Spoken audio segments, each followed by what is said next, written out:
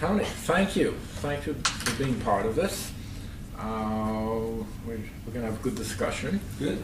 Actually, we're finding is that people's personal background is often germane on how they kind of came to New Brunswick. So if you can start there, give us a little thumbnail sketch. I never came to New Brunswick. I was born in New Brunswick. Okay, all right. Yet better. So if you could just... St. Peter's Hospital in March of 1949.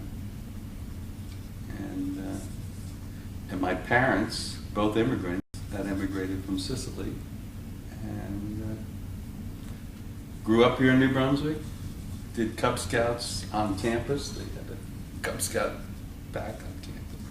And grew up in New Brunswick, then New Brunswick High School and Rutgers University. And then I ended up working for the City of New Brunswick.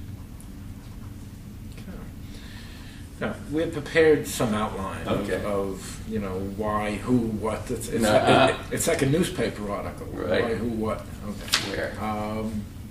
Maybe you can share some of your perspectives and on what prompted the redevelopment.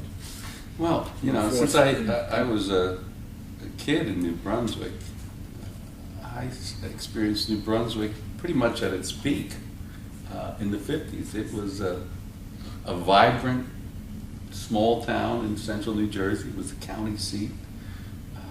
It was a great community to grow up in. It was diverse. We had a lot of ethnic groups. Although my family was Italian, we ended up in the Hungarian neighborhood, so accents were prevalent, whether they be Hungarian or Italian or even Lebanese. There were a lot of diverse groups. But we had a vibrant downtown. Saturdays, you'd go downtown in New Brunswick, and it was so crowded you could barely walk the streets. It was that kind of place. There must have been a dozen men's clothing stores.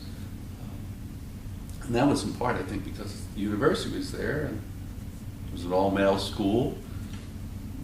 Men dressed up back then.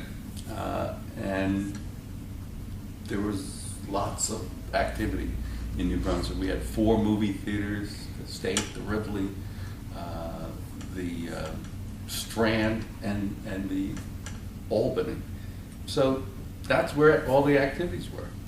But as I got older, into my middle school years and then high school, you could see the change in the community. I was about 13 years old, I think, 12 or 13 years old, because shortly after that we moved to another location in New Brunswick. And I remember our neighbor saying she had just gone to the new mall, Menlo Park, which at that point was not a covered mall, and she had taken the bus to get there. And not knowing anything about it at that point, but that to me is the beginning of New Brunswick's ebb. All of a sudden the suburbanization of our state with the development of housing in the suburbs, and then followed by the retail and ultimately commerce in the suburbs. New Brunswick lost its reason for being in many ways, and it was no longer the commercial center of town, of the region. And little by little, the shopping centers start being built in the suburbs, and downtown New Brunswick lost its vitality. We still had the state, rather the county, and we had the state university, which were major components, and Johnson & Johnson certainly, but also the 2 hospitals were here. But what happened was, little by little, the community became a daytime community and less and less of a full-time community for residents. The neighborhood started to get broken up a little bit, in part because Rutgers had students and was growing, and a lot of the neighborhoods started having more students living in them.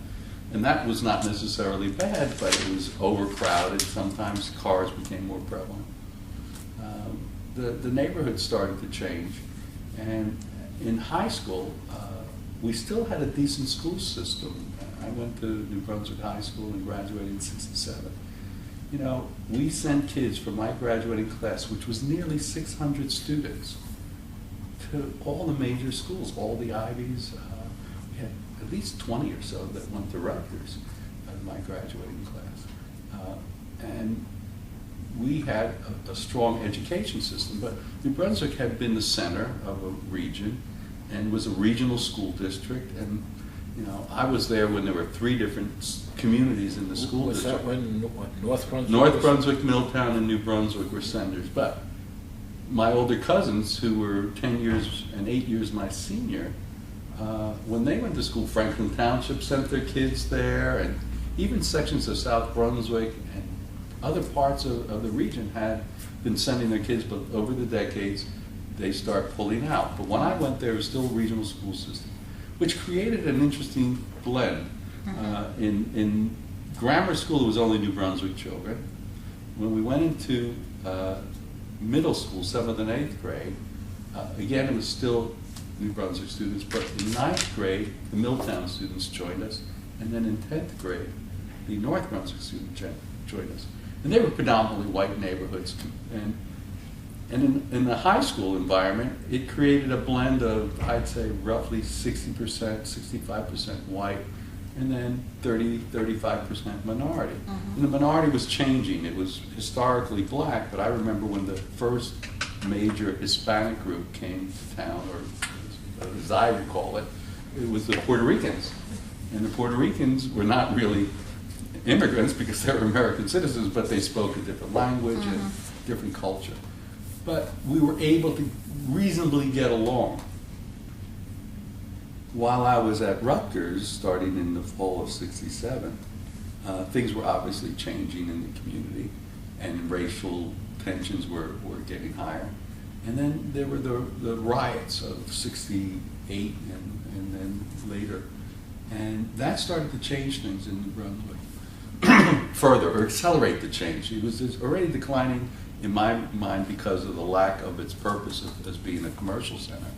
But when it had the racial tensions, people that could sought safer environments and started to diminish the number of residents that were willing to live in New Brunswick.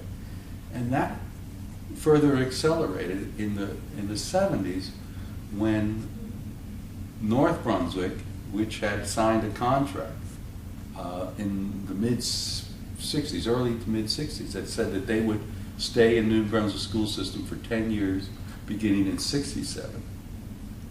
As they approached the end of that 10-year period, they made it known that they wanted to build their own high school in North Brunswick. Which, because of the population increase there? There was a lot of reasons. Primarily, it was the population growth that they could then now support their own high school. But the subtext was, we were going to be in a safer environment. Yeah. We're not going to have the minorities. We're not going to have the poor people there. We're going to create our own little suburban community, enclave.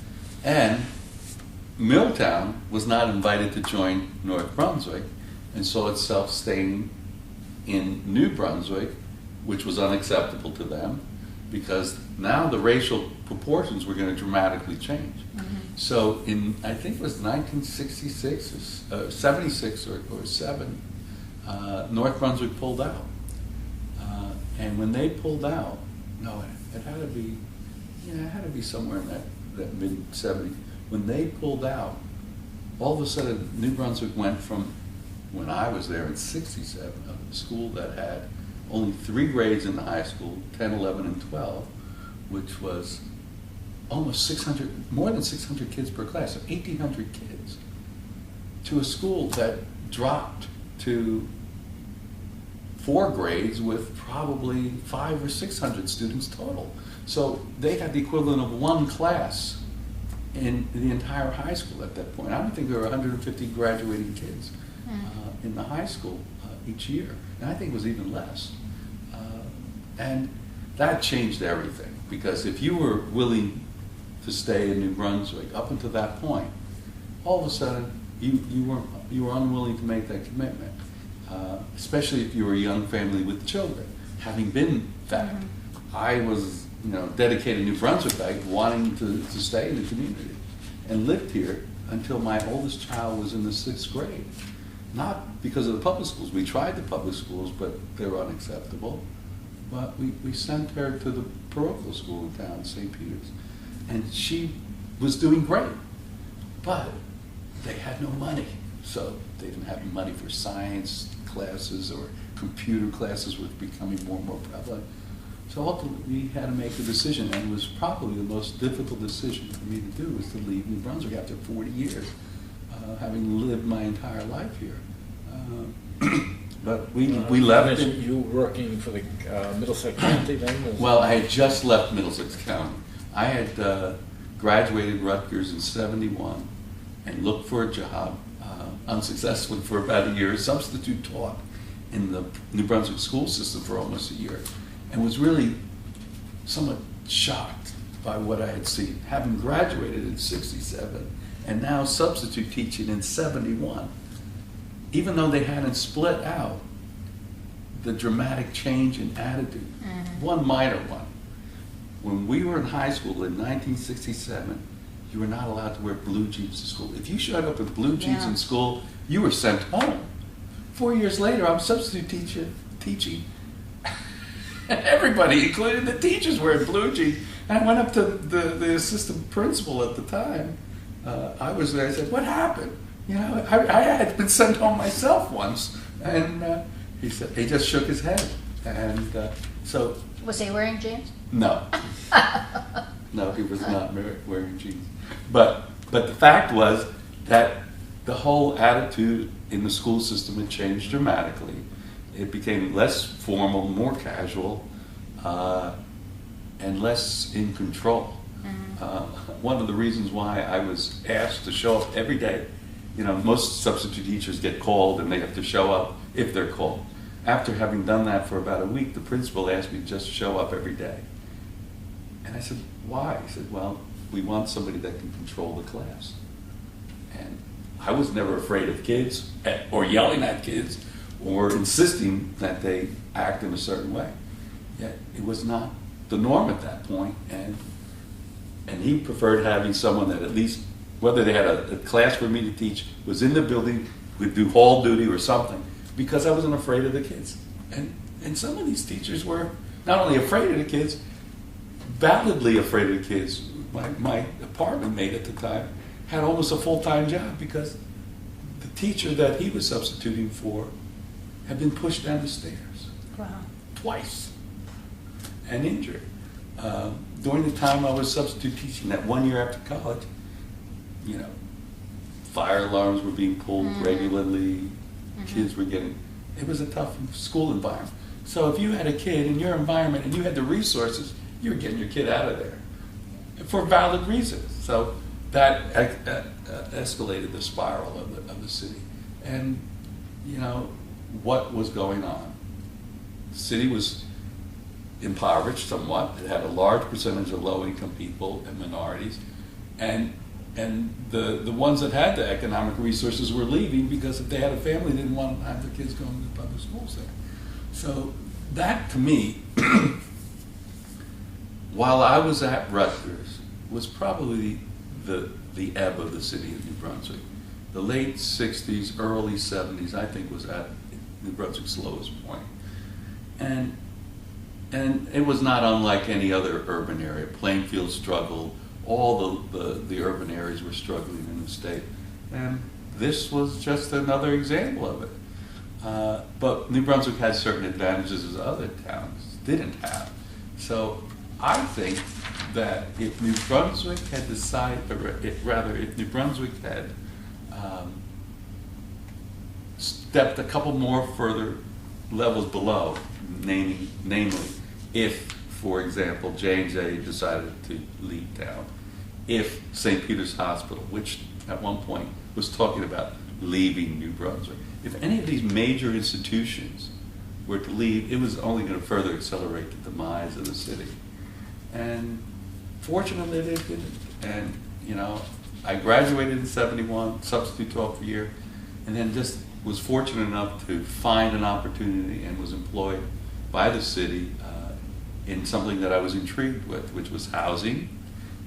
And it was housing rehabilitation funded through a federal program called, it was a FACE program, Federally Assisted Code Enforcement, where they would select the neighborhood, the city applied for it, got selected, they would do this concentrated code enforcement.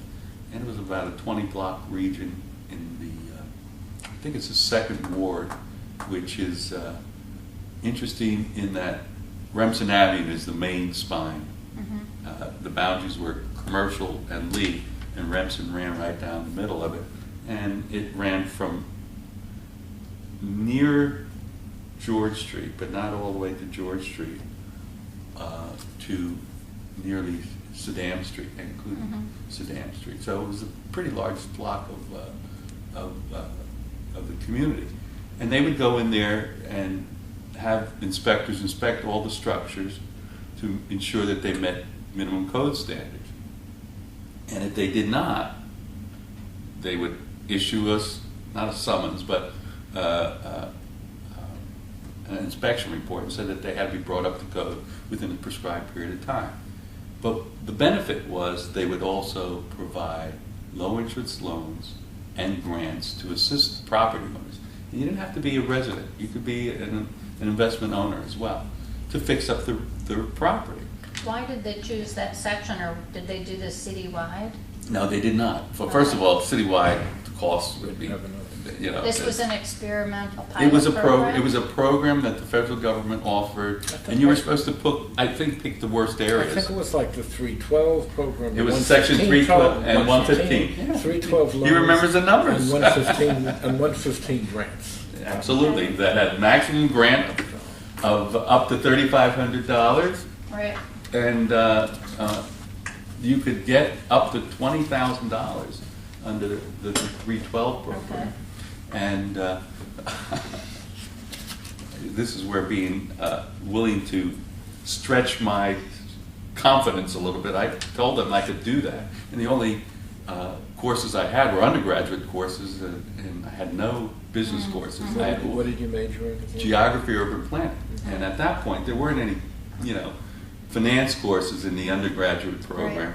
That it was not even a department. It was an option. You could major in one of 4 subjects: geography, political science, history, and economics.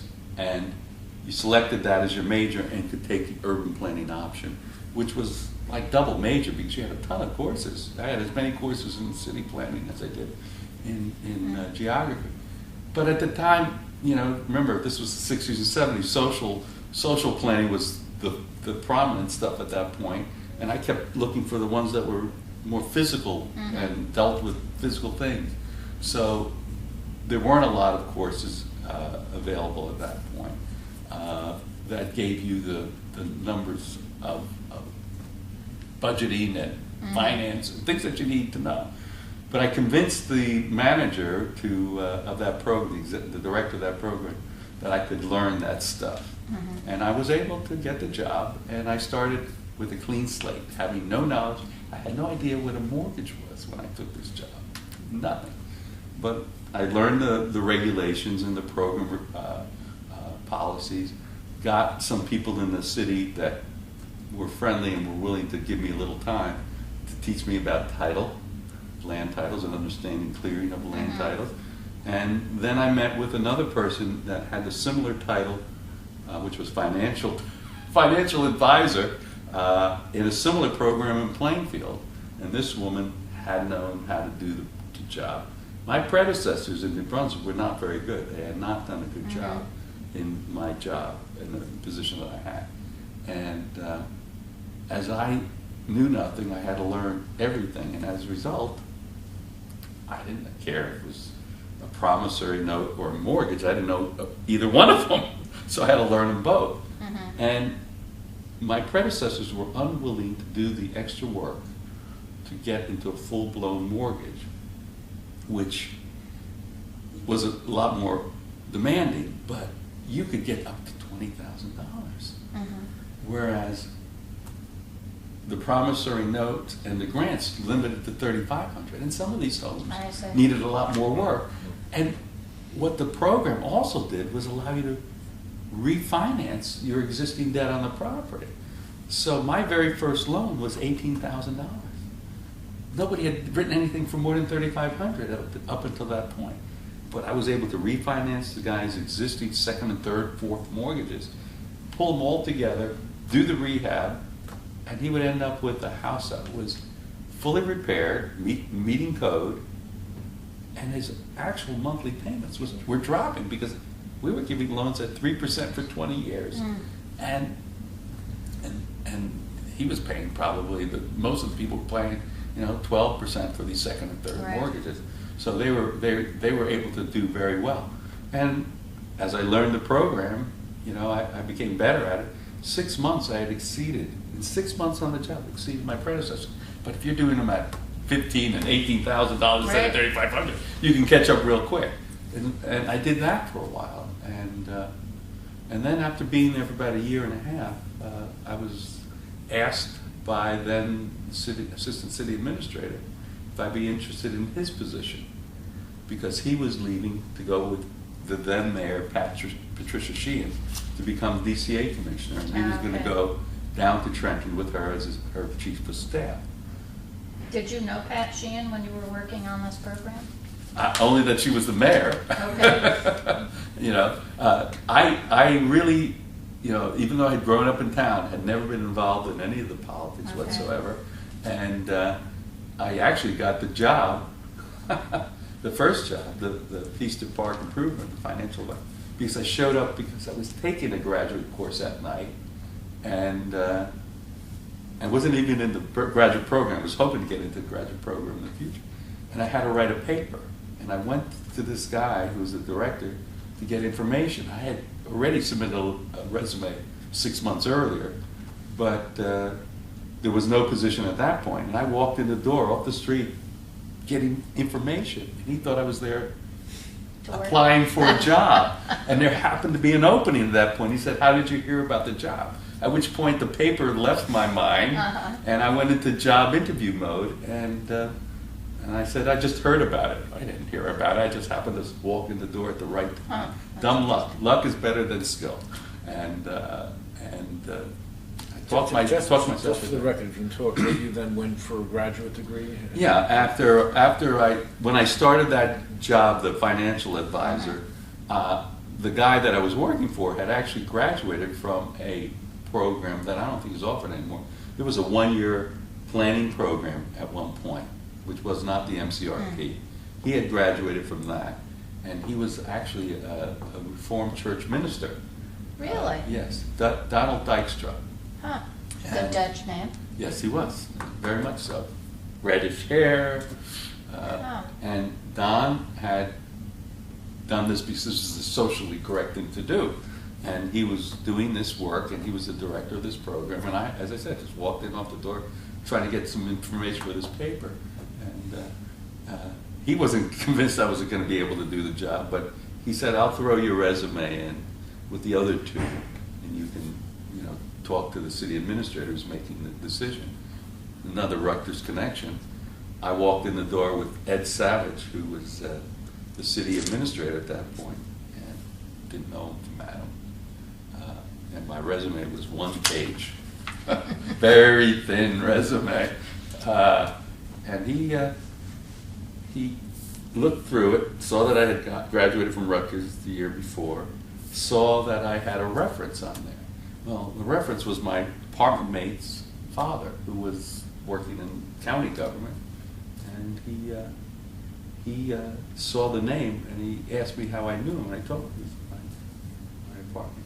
Turns out that Ed Savage, at that moment in time, was the president of the Board of Trustees of Rutgers University.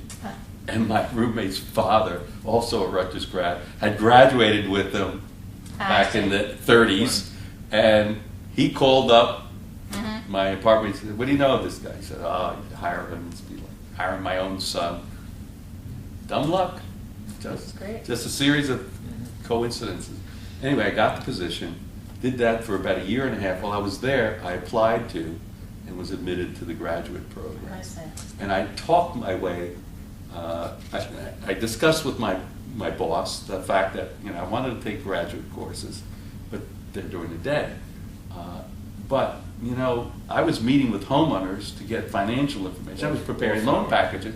So I said, listen, why don't I set up evening hours so I can, these people don't have to take time off from work to come to meet with me, and I can go to class during those hours. So I worked a swap where I went to class during the day, went to work after class, and then went to, had night hours twice a week for 4 hours each evening that covered those possibilities. And it worked out well for all parties. So I was going swimmingly along doing this, just happy. I was pursuing. I did my first semester full-time at Rutgers, did okay in grades. And then I guess it was the end of that first semester because I got approached around the end of the year, December, or actually maybe it was beginning of the following year, January, from this assistant city administrator who was going to Trenton. And he suggested that I be considered for this job because apparently this program was having difficulties.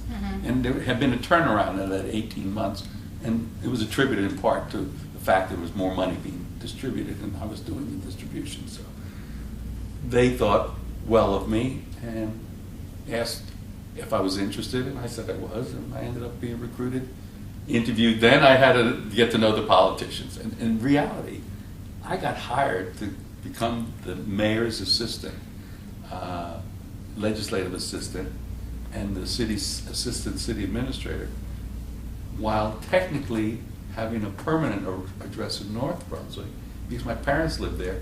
And for voting and things like that, I kept that as permanent, because not knowing where I'd be. So I hadn't voted in New Brunswick. I hadn't, when I turned 21, I was still at Rutgers, so I registered my home address, my parents' home address, as my voting address. So I knew none of the politicians, but I had to get to meet them. And I ultimately got selected for the job, and I worked with Ed Savage. And then the new mayor was a gentleman by the name of Aldridge Cooper, who had been the city council president.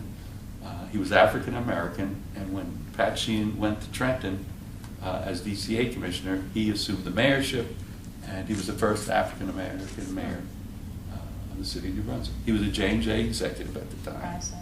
His father actually had been a scientist for J&J, and he had graduated from the University of Connecticut and had played basketball. He was 6'5", very big guy.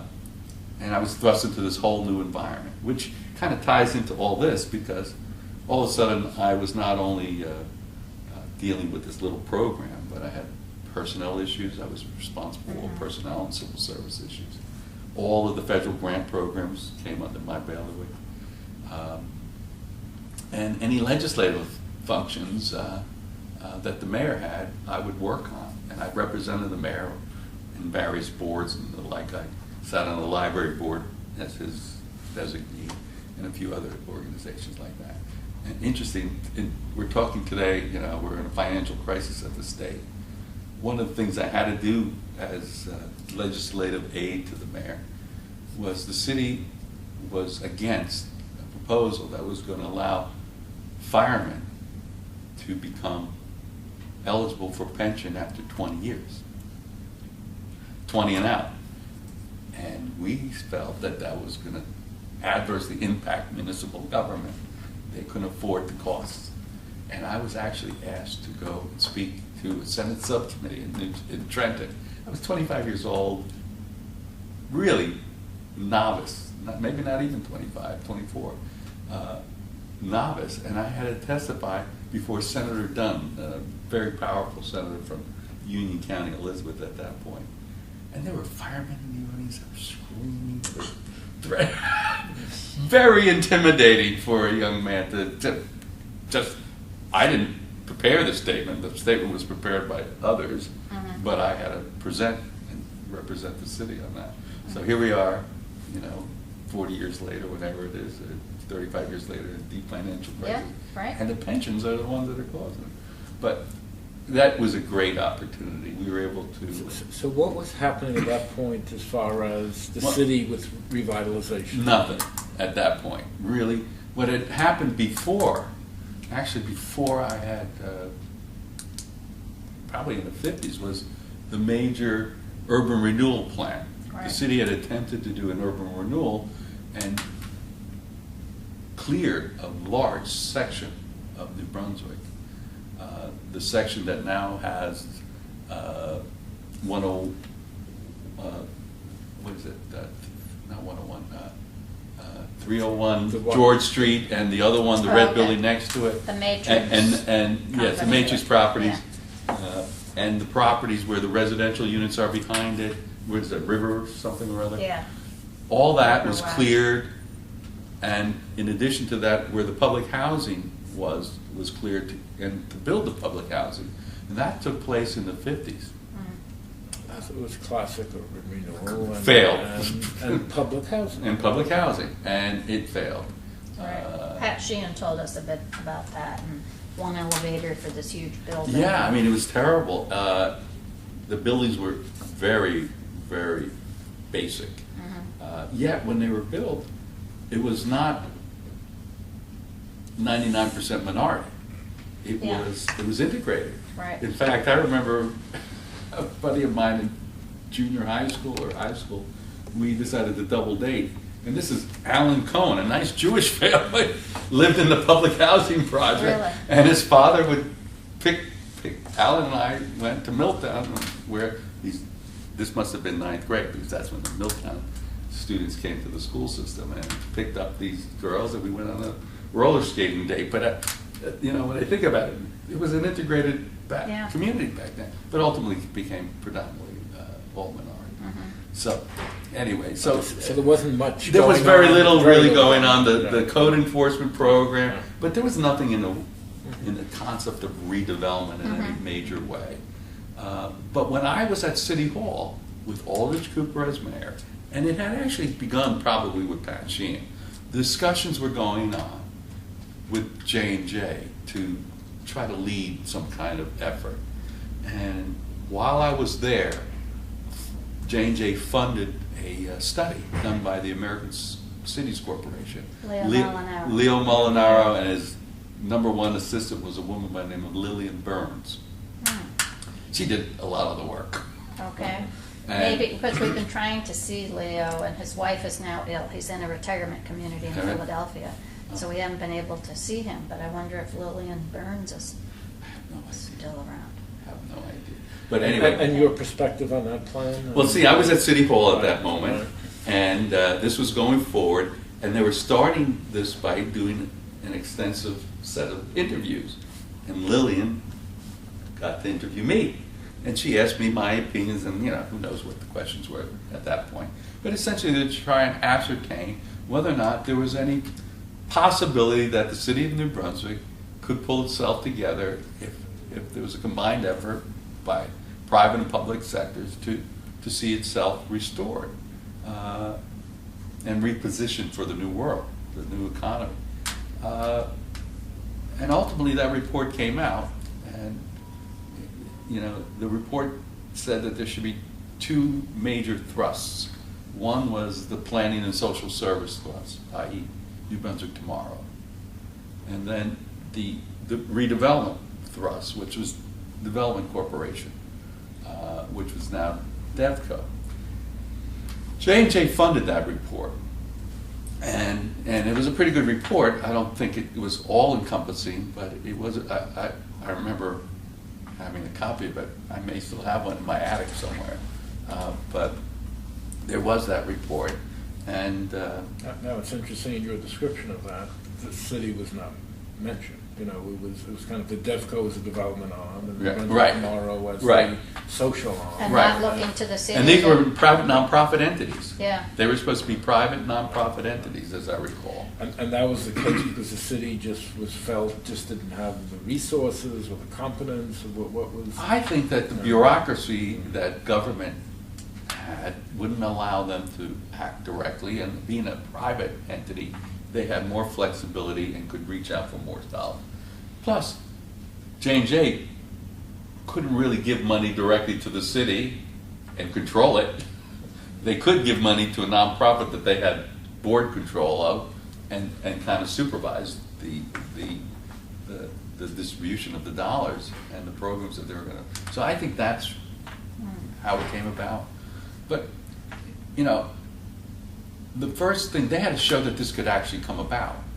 And after the reports were created and the nonprofit boards were created, now I only stayed in City Hall from February to the following July. So that was, no. Year and a half? Year and a half. Because in November, after the February that I got hired, there was an election to fill the post of mayor.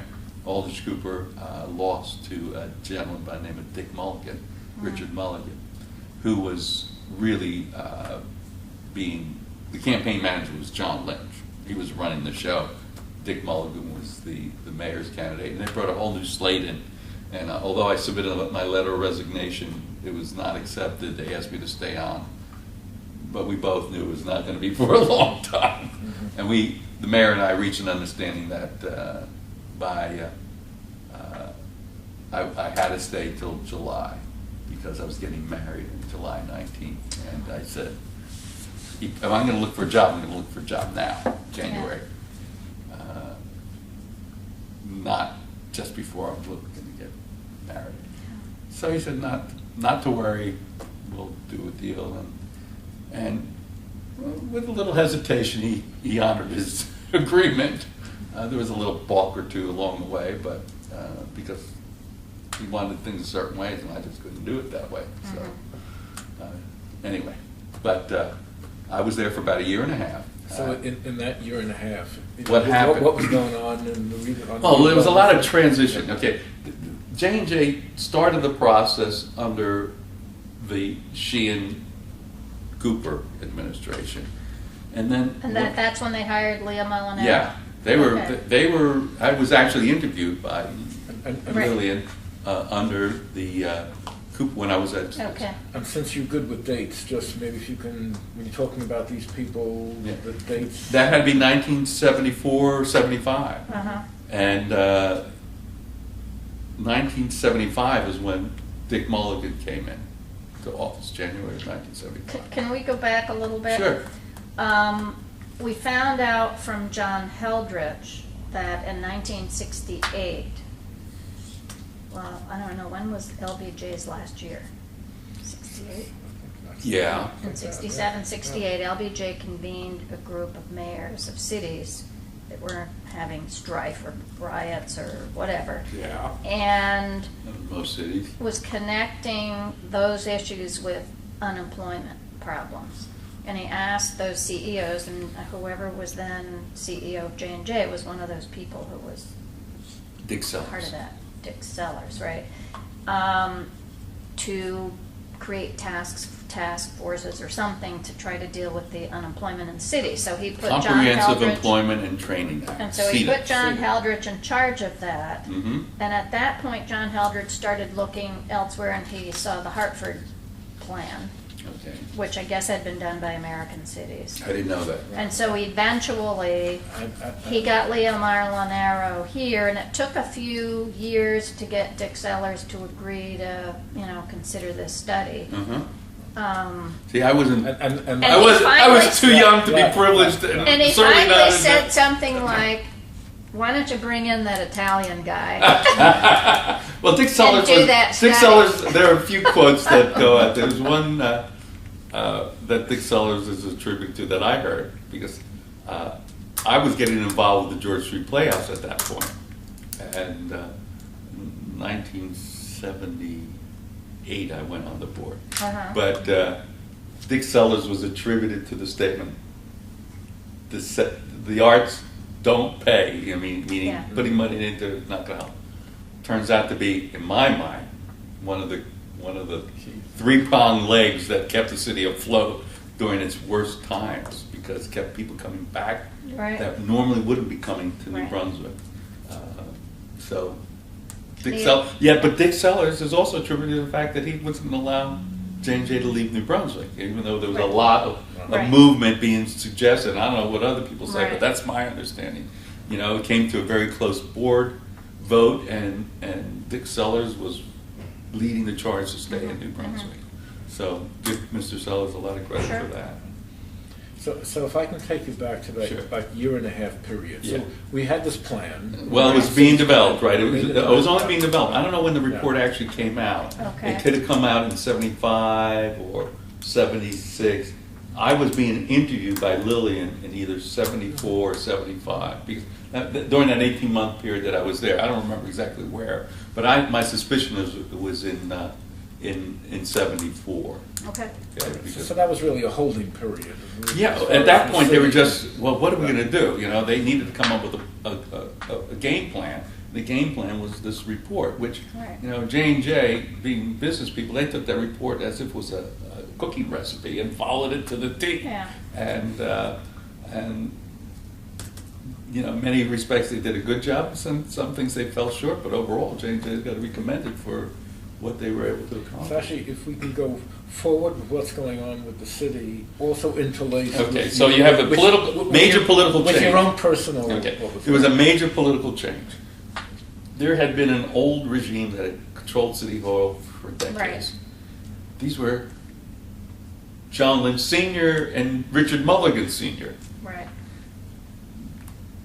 They were supposed to assume control when their parents gave up. Well, in walks in Pat Sheen Right. with She had a gang of 3, or I don't know. She called it the some new five. The It was new the new five. five. Right. Not the gang of seven. Gang of 3. Yeah, it was, and George Shammy.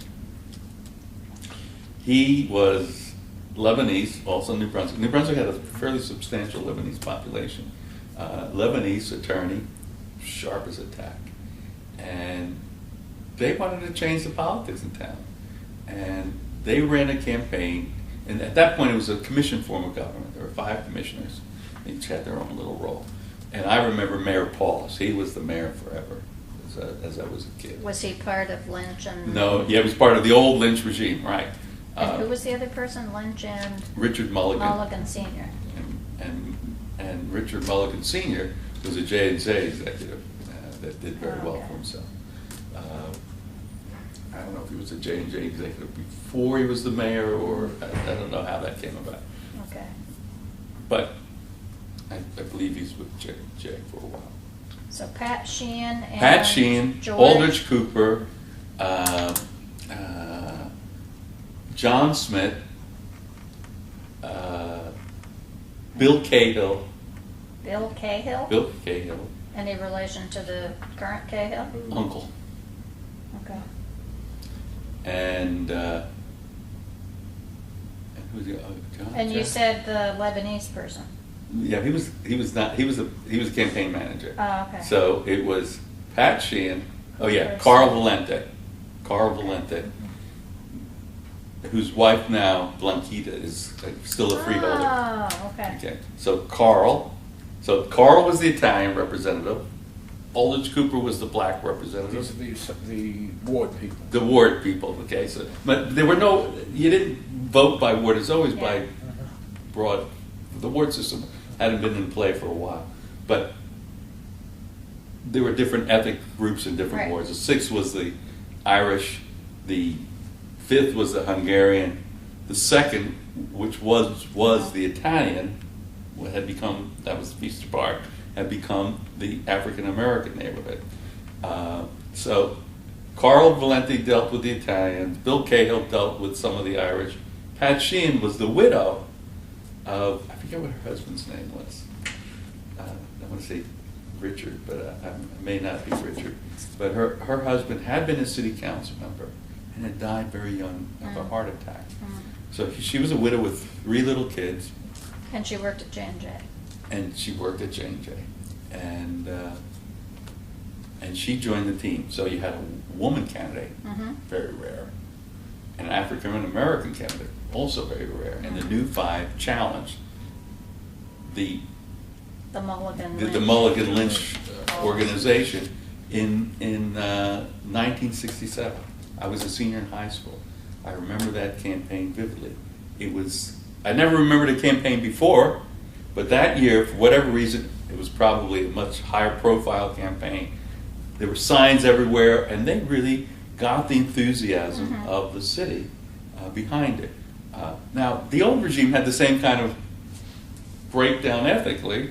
They had Felix Cantor was the Italian. They had the same, so they replicated it, but with younger, more progressive people, and they ran a very aggressive campaign, and they won. And the new 5 came in, all 5 commissioners. And one of the promises they made during the campaign was, because one of them usually gets commissioned, would be selected among the commissioners as the mayor. So they said, well, who will be the mayor? And they said, whoever gets the highest votes. And lo and behold, Pat Sheen got the highest votes. And no one expected that. But we had our first female mayor at that point. Let me just turn that off. Oh, okay.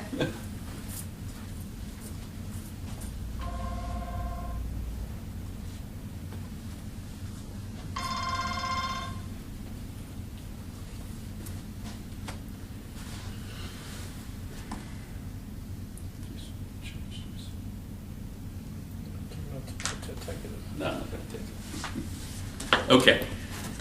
So Pat Sheehan wins and is now the mayor. Pat Sheehan, Right. And this is 1967. Uh-huh. And it's a tumultuous time in the country with civil rights. Right. And it was 1968 when we, I think, had our first riot. Uh-huh. Right? what is your recollection of the riot? Well, that's interesting. Actually, there was one in the summer of '67 in Newark that got a lot of attention. Right, they closed down the parkway. And I was working for the Pennsylvania Railroad. There had been an accident, a train derailment in Edison. So we were working 24-hour shifts, working 24 hours on shifts. And I was on the night shift out in Edison, and one of my coworkers needed a ride to Newark because he was going to spend the night sleeping near the railroad track. I said, no, I'll give you a ride. I had a car. He didn't have a car. And they would normally take trains, but there was no train service at 3 o'clock in the morning. So I said it was Edison, Newark, that's not that far. I'd give him a ride. I drove into Newark, dropped him off down in central Newark somewhere, came back the next day and read in the Daily News on the work bus, that there had been a riot. Didn't see a thing. Did not see a thing in the part of Newark that I dropped this gentleman off at. That riot in '67 started raising attention. There were other riots across the country. In '68, it was scary. The riots, and we had them more than just once. There was one. We're talking about '68 in New Brunswick. In New Brunswick, '68 in New Brunswick. Pat Sheen was the new mayor of this town, a slight woman, and what she did was she went to City Hall, and she stood on the steps of City Hall, and I remember a photo in the home news of this frail woman standing at the top of the stairs in front of a huge crowd of African Americans, and she was essentially trying to calm the crowd, and she succeeded. We did not have severe riots in New Brunswick, much less severe in New Brunswick than in Plainfield or Newark. We got through that. Fortunately, I give it a lot of credit to the administration at that point, and Al Cooper, an African American and a prominent African American in the community, with Pat Sheen, I think quelled the community and tried to say we'll work to improve the environment.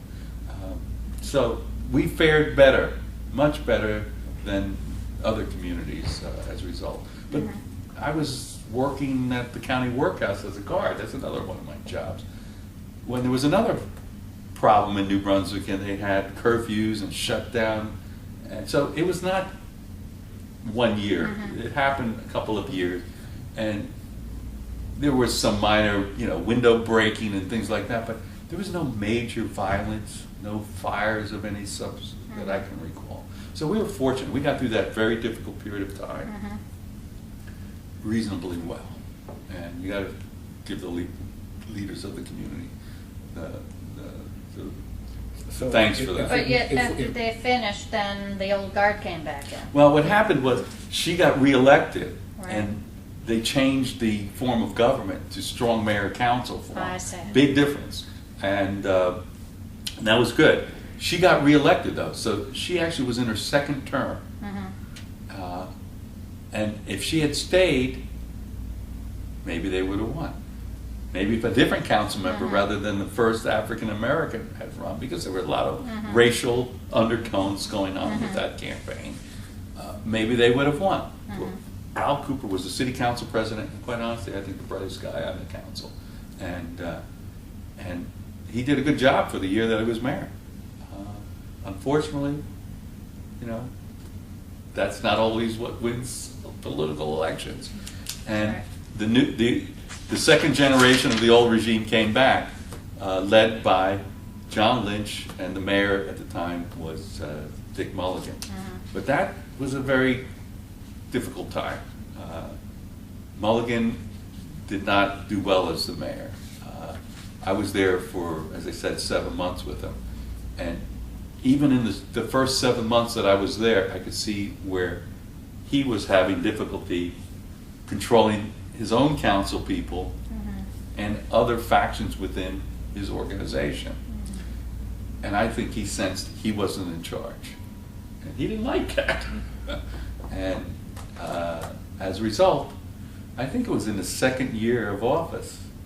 I don't think he did more than a year and a half or 2 years of office. And there was turnover. For example, my boss had been Ed Savage. He was a city administrator. The new administration came in, and there was a city council member, Paul Abdallah, who got elected with Rocco Catney's, Paul Abdallah, I'm trying to remember some of these other people. Oh, Joe Vince, and I forget who the other two council people were. But they got elected, and they... He was elected to the city council. Yes, these guys were city council member. And Dick Mulligan was the mayor, Joe Vince, Paul Abdallah, and Rocco Catney. I can't remember who the other two were. Anyway, they came in. Rocco was already trying to make his own strides and causing problems with them because he had his own opinions. And there was factions being created in the city, and all of a sudden, Dick Mulligan, as I said, he had inherited a lot of money from his father, was what I was told. And he got frustrated in his job. And Paul Abdallah was council member, then he resigned from the council and became city administrator. Okay. Then resigned from city administrator and became Devco president. Right. Okay. So was he They never city replaced the city administrator? they never replaced the city administrator, so you didn't have a city administrator. Did you work for Paul Abdallah for a while then, or you were gone? Yeah, I would have had to. When I stayed on for 7 months in that time frame. You know, I don't know. It was probably was at the end of that 7 months that Paul became the city administrator. Okay. Because for a while there was no city administrator. I kind see. of was given all the responsibility, but none of the power. So, Right. And then all I remember is Paul was the first city administrator, but I may be wrong. And then he stepped down, became Devco president. And then at one point, with no city administrator, I remember this, there was no city administrator, Dick Mulligan decided it was time for him to go. Midterm. And without telling anybody, he closed his law practice and put his house on the market, sold his house, and on his last day he wrote a letter saying he was resigning, and he drove out of New Brunswick, and last I heard he was in Jackson Hole, Wyoming. That's what we heard, yeah. And here's a city Did without... he have a family? What? Did he have a family? He had a wife. I don't know if he had any kids. So they I think moved it was his second. I don't know. I don't remember. Huh. All of a sudden, they put the then city council, who was an African American by the name of Gil Nelson. He was the city attorney, and he was acting mayor. So we had another black mayor, Gil Nelson, and you can probably research. He got arrested, went to jail. So when all this is going on, again, as far The city's as not far as really- it's treading water. It's treading water, and it's not being controlled by any way, the city. It's really being done by Right. J&J. So this. And J&J really started How, it. can you play that out a little? J&J really did its initial thrust with New Brunswick Tomorrow. Abe Wallach, I think, was the first executive director of New Brunswick Tomorrow. While Paul Abdallah was made the head of Devco? This is before. I Oh, think. okay, you started with NBT. I think they started with MBT, and they started doing social programs. And it makes sense in that sequence. Yes, yeah. You can't develop yet. You can't develop. You got to deal with some of the social issues that are before you. Including unemployment. And to tie into what you were suggesting about employment, John Heldridge and Ralph Voorhees both got very involved in that. Right. And I think initially it was Ralph that was in charge of the Middlesex County Comprehensive Employment and Training Act program called CETA, which was a great program. You know, when I was at City Hall, I was in charge of personnel, and we decided we knew we were going to get CETA dollars. And we said, well, how can we best employ those CETA dollars? At the time, firemen were the people that showed up with an ambulance if you were injured. And the firemen had basic first aid, but they didn't have much more skill level than that. So we had this great idea that we were going to change. We had a professional fire department, professional police department. We were going to create a new arm that was going to be professional first aid and connect it with the hospital. And emergency medical techs, EMTs. That was the certification that was then the highest. I don't know if there's anything beyond that, but EMTs were trained for that kind of emergency service, not firemen. So we decided we were going to use those CETA dollars to create our own emergency medical tech program. And what I was responsible for doing was interviewing and coming up with all these people that had the skill levels and the certifications, and that when the dollars were available, we could immediately jump into it. So I actually advertised, interviewed dozens and dozens of people, and had my list of 20 that were going to be hired. We said it was a 24-hour day organization. And when the CETA dollars came in, I hired those people, and we then were able to take the firemen out of the role of driving the ambulances, and we got EMTs to run it. And it worked out very well. We were very fortunate. We may have been one of the first to have that type of program. We also used money for a recycling program that had been initiated by students at Rutgers. Wow. And we expanded it to the city. Ed Savage, because he was aware of what was going on at the university, knew that they were starting a recycling program. This is early 70s.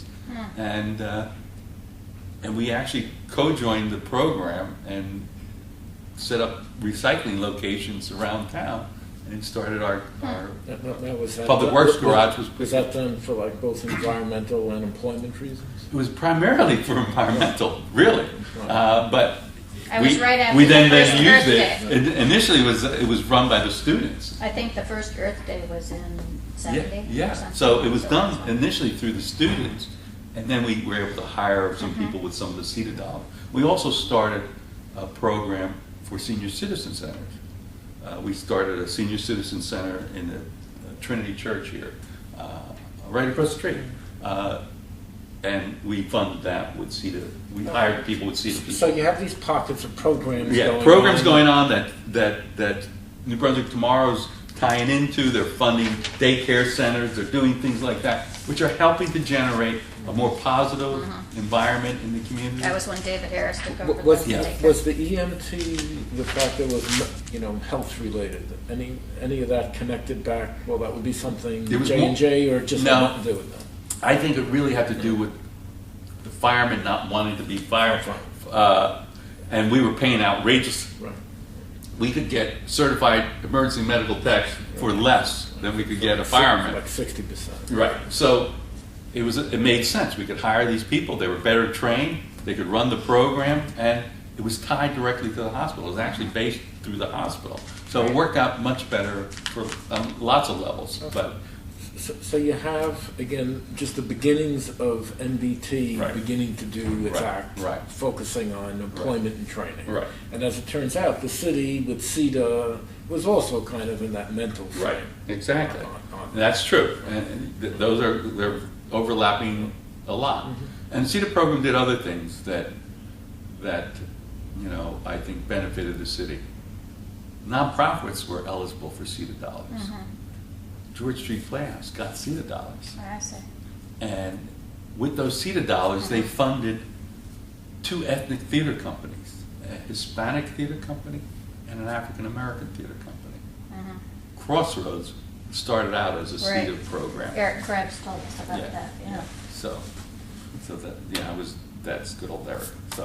So CETA, I think, did a lot of very good things, and it is the closest to the WPA that I can think of that we've ever done. It was one of the more successful Right. Great Society programs. Right, exactly. So why aren't we doing that now? Good question. So anyway, it worked out well. It created jobs, and it filled voids that couldn't be filled before. So the CETA program, I think, did a lot of good during that period of time. Okay, so after the New Brunswick Tomorrow got going, I think Abe Wallach switched from New Brunswick Tomorrow.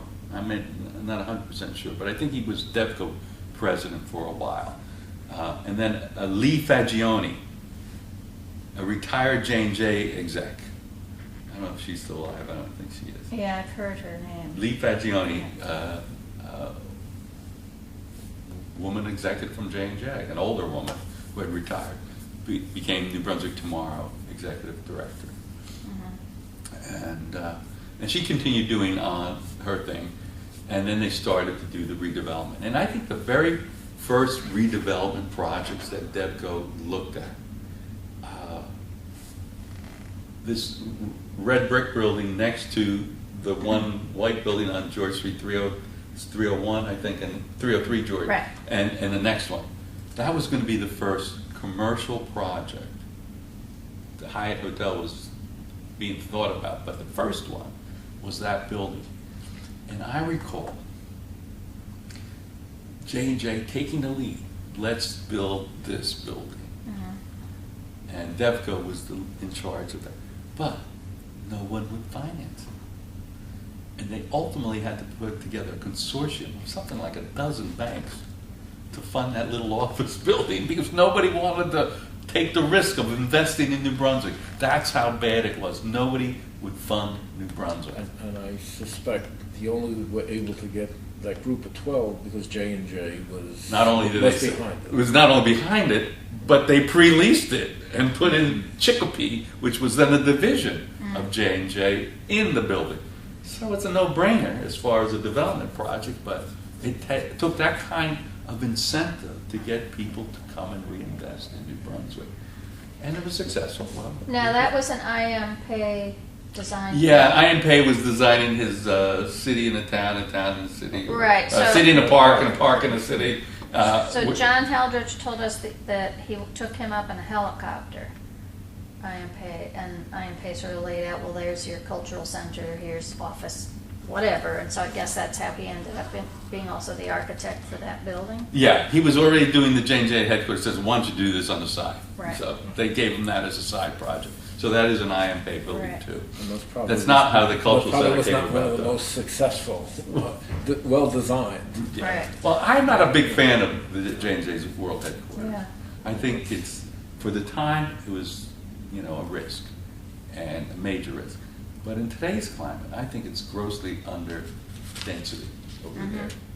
And I have a great idea that I once mentioned to Dick McCormick. I don't think he thinks I made me crazy. I said that red building on George Street, which was built when I was a kid, that was designed so it would complement Rutgers. I think Yeah. it should become Rutgers building. I think Well, J&J years ago, I think there was talk about Yeah, it being. it should be dead. It's time now. Be- J&J should give it to Right. Rutgers, and as a quid pro quo, they should be given the opportunity to build a tower on their site, because day one, when they built that building and moved into that building, it was too small. Oh. That's why in no time they went into the building that on the Golden Yeah. Triangle. Right. So they should have, you know, I mean, I think they can probably work it out a plan on that site that they had to build a tower that's not 16 stories, point tower that it is right now, make it an office tower. It's remarkably low FAR.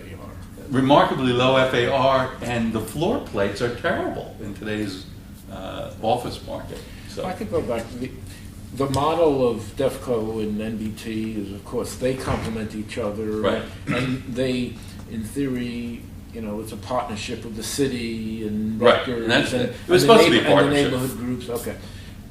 How were things playing out? In other words, that's kind of we have our arms locked together. Well, okay, so the first two. Because you were in the city. Was the city? I was in the city only till then, you know, and then I left. I was in the city, but I wasn't in the city. But in your broader perspective, Yes. knowledge of New Brunswick. Okay, and I was in 303 George. I was with the county, and then ultimately at 303 George. But you know, how much was the neighborhood groups influencing the city, influencing you know the nominal? Was there consultation going on with the community about in J&J's theory, plan? because there were community representatives on the board, Uh-huh. and one of the key board members in both was Roy Epps. Dave Harris was also involved. And I know there were public meetings as well. And they had, but they were public meetings of Devco, not of any governmental entity. And maybe they were advertised, maybe they weren't. I don't, you know, I never went to many of those meetings. But your perspective is what? In other words, My perspective was that who's J&J driving was it? running, Who's driving it? I think the general population would say that J&J was running both Brunswick Tomorrow and Devco, and that they had input from the city. And I think the one thing that really came about was John Lynch's influence in that. As I said, when Dick Mulligan left, there was no mayor, no city administrator. They were in trouble. And this coalition, or this group that had beaten the New Five, now was struggling, and there was going to be an election in the spring. And at that point, John Lynch, who had been really behind the scenes, came forward and ended up being the candidate for mayor. Ah, I see. Now, So he became mayor already in the late 70s. Yeah, yeah. And what happened was, I think he was looking to become state senator, but he would not have his political base if he lost New Brunswick, so he had to run for mayor. And that was a good thing for the city, because John Lynch, you know, there are obviously criticisms of the man, but he is a strong leader, and he's a very bright individual. And as a result, he knew the political game. He was bred into the political process, so he knew it better than anybody. And he became a good foil for J&J going off and doing everything on its own. So when John Lynch became the mayor, he was a very strong mayor and could balance, because it was not really a public-private partnership. It was really a private effort at that point. And I think when John Lynch became mayor, it became city and private sector doing it. Can you think of some examples of? Well, examples. I believe that a lot of things would have been done differently if there was not a strong partner at City Hall.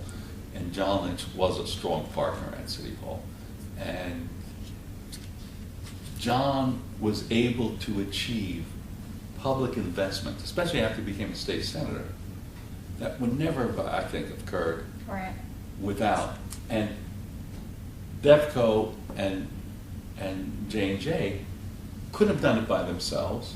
So I think the fact that John was able to position the city to be the beneficiary of a lot of public investment was probably the strongest thing. Now, on the design of projects, I don't know. I can speak to the ones that I had some familiarity with. The Cultural Center, I think I may have mentioned that to you at one point. There was not a high degree of confidence that supporting George Street Playhouse was going to be of any benefit to the city Right. of New Brunswick. And we were struggling. On the part of The city. J&J and the city, for that matter, Right. both of them. Neither of them. Eric said that Lynch never came to one performance, I don't know. except one time when the governor was there. That's a possibility, you Right. know. And George Street was struggling. It really was struggling. It was not a well-run board. It was a good board initially when it got started because they took this risk. But they didn't have the understanding of the business operation of theater. Neither did Eric, quite honestly. I mean, that was not his strength. Yeah. His strength was he had chutzpah. Right. and he would take on anybody if he thought it was something that he could achieve. And, you know, got to give credit to those entrepreneurs. He would have made a fortune if he'd not gone into theater. He was very talented. But he got this idea. He started it when I was an undergrad. It was Breck West. It was on Right. Easton Avenue. Then it was moved over to the commercial area. It was put on Albany Street for a while. And then ultimately, he and John Horocek, who was a grad student of his at that point, decided they were going to take a lease. Right. And they took a lease because there's empty space all over New Brunswick. This was an old Acme The theater. carpet. Pardon? The place became a carpet dealer. or Yeah, at something. one point, but it was originally An Acme, right. an Acme grocery store.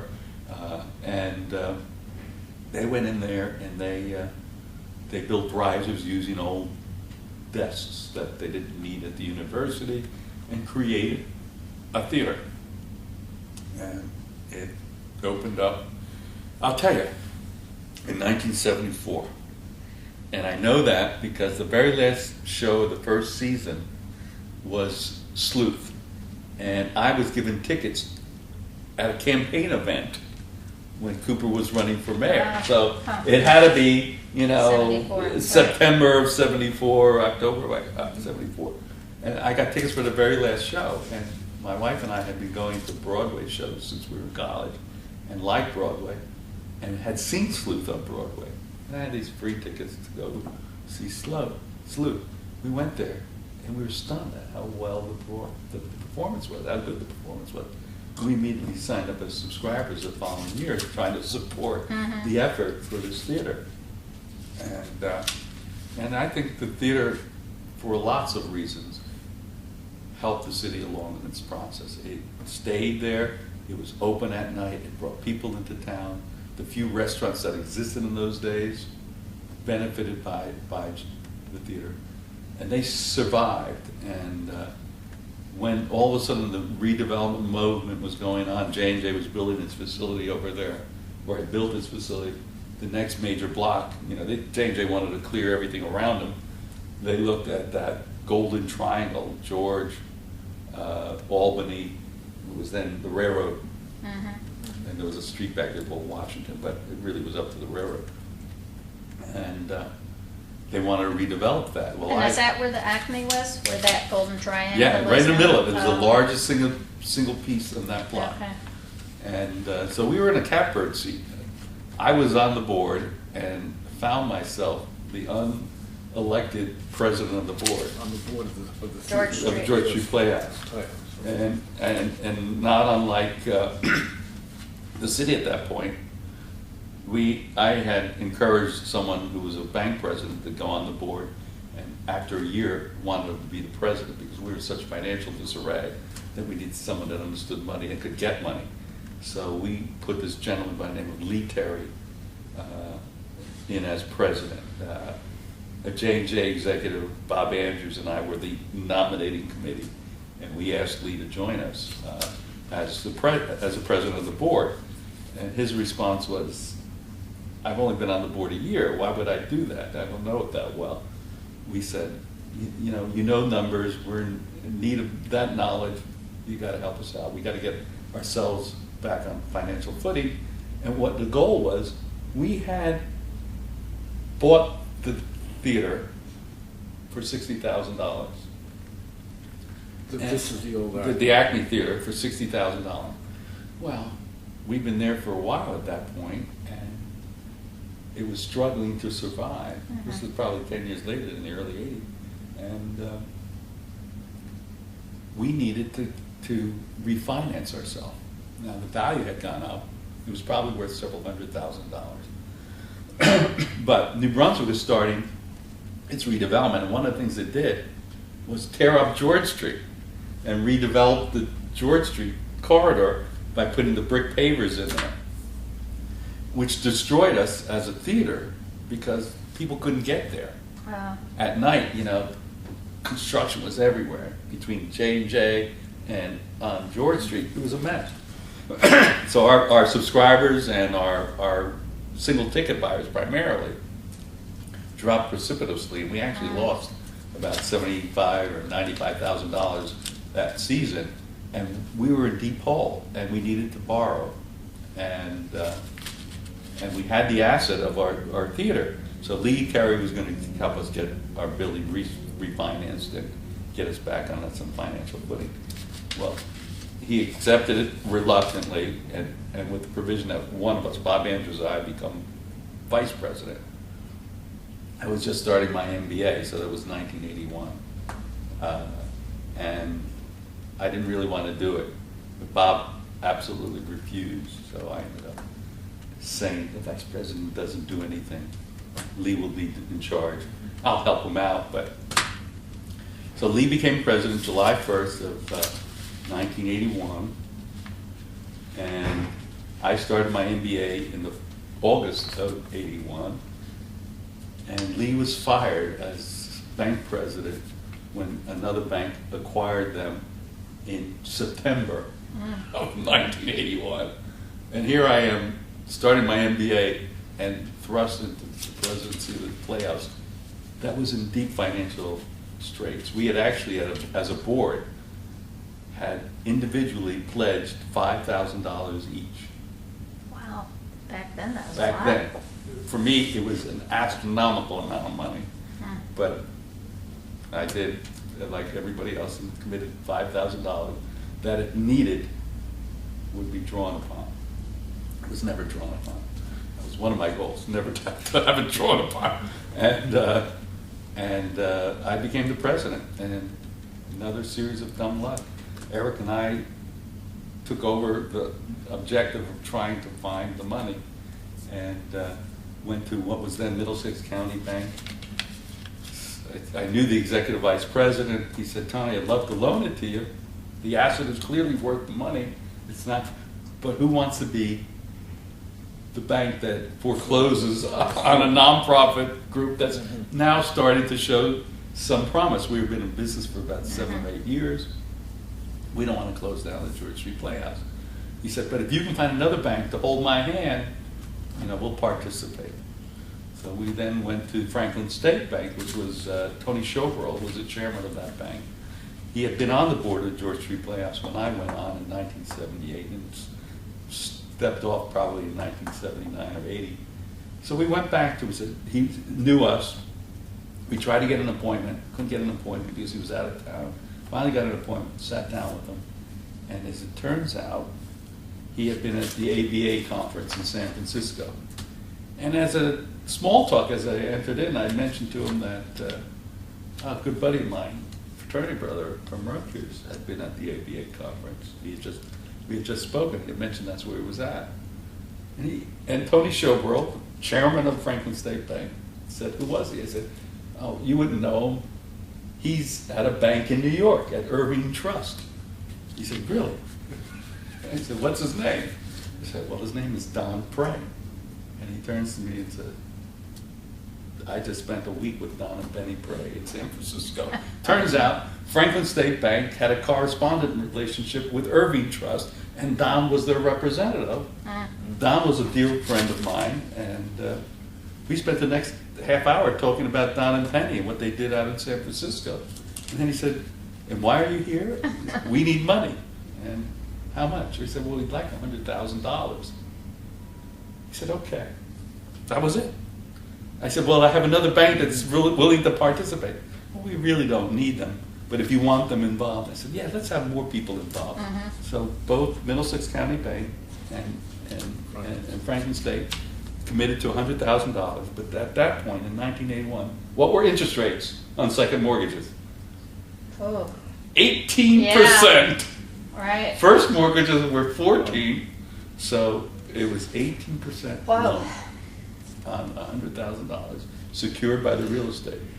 And the cash flow of the theater could pay. No. Well, we were in such bad shape at that point that we actually had booked the season through April or May, but had only money that year until December. So that's why we needed the money, because we couldn't even fulfill our obligation to it. But the other thing that I did when I became the president, the smartest thing that I did, without question, was ask a member of our board who had been the most critical, but obviously knew the most about finance, Don Becker, who was the CFO of Chicopee, a J&J subsidiary. And Don was on the board, and we had maybe 2 board members from J&J. And Don was a hard ass. I put him in charge as the treasurer. He didn't want it. I insisted that he take it. And Don did a magnificent job. He sat down with the staff of the George Street Playhouse and worked through the finances and budgeted. We paid off that loan in a year. And at 19%, we had to get rid of it soon. So With the revenues coming from our theater, right? The Wow. ticket From sales. the ticket sales. 200,000 subscription. or 100,000? $100,000. Oh, okay. So, it was a $100,000 loan. Okay. And Do you want to go a little forward on George Street, because you clearly had a Oh, yeah, very well, intimate. I did. Well, so there we were on George. Okay, so we now stabilized our Stabilize finances. the finances. And Don was in charge of that, doing a good job. Eric was doing a good job. And again, the period is roughly 1981 to 85, I was the president of the board. So I was also pursuing my MBA and having family and kids. So it was a very intense time in my life. But we were getting the theater back on better financial footing, especially with Don's effort. I was working for Middlesex County. I was local, so we would have meetings in my conference room after hours. It worked out very, very well. And we little by little stabilized the theater. And then about 1983, J&J was really pushing to do the Golden Triangle project. And they had a developer, DKM, that was going to be the developer on that project. So Devco really wanted to see that Golden Triangle get redeveloped. Ron Berman, who was then the president and chairman of DKM, was running the project. And we were approached, meaning George Street Playhouse, were approached to see if we'd be interested in selling our property as part of this redevelopment project. And my response was absolutely. If we get the right number, there are 2 conditions. We have to have a new place to go, and we have to get adequate funding and adequate price for our property. Well, Paul Abdell was now the executive president of Devco. So they approached us and we said yes. We had a meeting with them. I had a meeting with them, and he told us that they had a great idea. They wanted us, they had a great location for us. And we know where the Seatown is here Yes. on George Street, which was then just in front of 3 large buildings of public housing. He said, you're going from one old grocery store theater to another grocery store theater. Well, that's not what I had in mind. And I was very upset about it because... Just on a little aside on that, what would have happened? Well, Seatown was going to close or go to another there was no location? Seatown, it was empty at that Well, point. okay. It was an empty building It was that an had empty been Davidson's, Okay. Davidson's Right. Food Town at that point. And it was an empty building. And my concern was, we had a location on George Street in New Brunswick, which was sort of okay, you know, especially now with J&J across the street. We were only a block from Rutgers. We were across the street from the New World headquarters of J&J. And our subscriber base, our customer base, was predominantly outside of New Brunswick. Right. They came into New Brunswick to go to the theater. And the location in front of public housing project in a much more desperate part of New Brunswick we thought was going to adversely. It was like the closing of George Street during the construction. It was going to kill us. And I was not happy with it. So I discussed it with my executive committee, which was about 8 or 10 individuals. And I got their support for opposing this. And at that point, opposing J&J and Devco was not an easy undertaking, especially for a nonprofit organization. So we arranged a meeting with Devco, Paul Abdullah, and John Eldridge was there. And during that meeting, it became clear by the members of my executive committee, largely women, largely from the suburbs, that this was not acceptable to them. They were concerned about security. They're concerned a lot of things. So J&J, or rather Devco at that point, said, well, what are we going to do? We weren't sure where we were going to go. But the meeting did not go well, to say the least. We left, nobody was happy. But I felt it important to try to maintain relationships with Devco and J&J, and I reached out for John Eldridge the next day and asked if we could meet. And I assured him that it had nothing to do with the idea of redeveloping the Golden Triangle. We were supportive of that. We just needed to have a location that made sense for us. And we didn't have any money. So I asked if he could help us by funding a site selection effort. And we would engage a consultant at new theaters that would explore possible locations in New Brunswick. And he agreed to it and funded it with $8,000, I think it was. We hired a guy by the name of, I think, Robert Brannigan. It was Brannigan out of New York. He was a theater consultant. And the only condition that John Eldridge had, was that the Seatown location had to be one of the locations in consideration. For him to look. Okay. To at least look at that. We said, fine.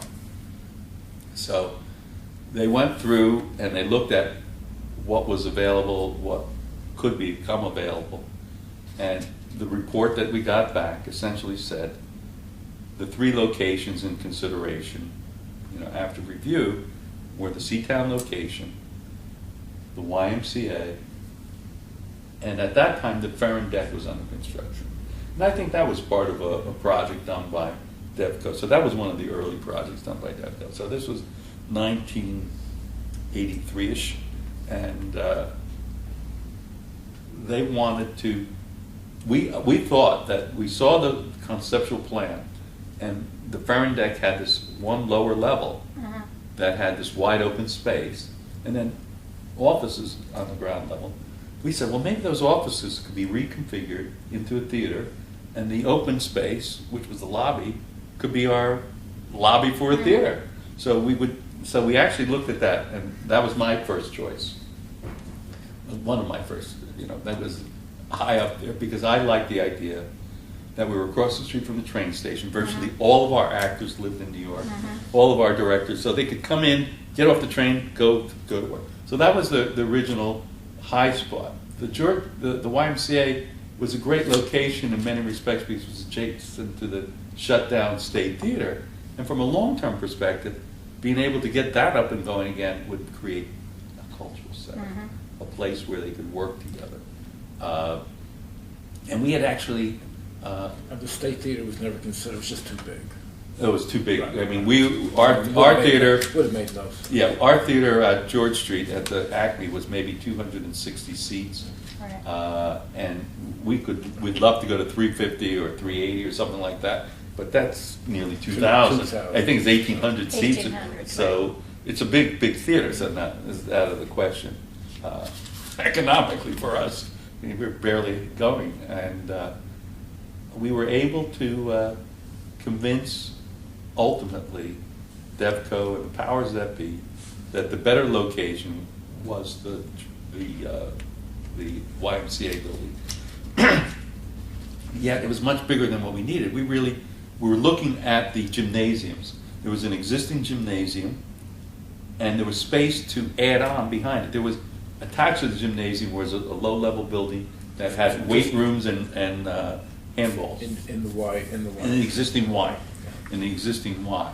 And the gymnasium was tall and had a running track around it, so it had some substantial height to it. So Brannigan recommended the George Street Playhouse go to the YMCA. We engaged an architect, meaning this became a Devco project. Right. And what Devco decided to do was to take the abandoned, non-functioning YMCA, and a big player in this is Ed Blaustein. Ed Blaustein, Rutgers' efforts in New Brunswick as an outsider are underestimated. Rutgers came in, took over the old P.J. Young's building, made it the Mason's Gross School, brought students back into town for the first time in decades. So you had students going to the old P.J. Young building. So now the idea was, we'll take the YMCA, which had stairs up to the ground level, and you walked through it, and then you had this gymnasium at the back end of the building. We would make that level the theater level. The lower level would be all the prop rooms and offices. Everything would be on the lower level, and there was plenty of plumbing there, because there was a swimming pool and lockers. So we had showers and accommodations for people and actors coming in. The green room is downstairs. So the design was that, and this add-on that was on the back of the gymnasium, the back of the building, which housed the weight room and the racquetball courts, was torn down, and they built another large space, which actually is the theater itself.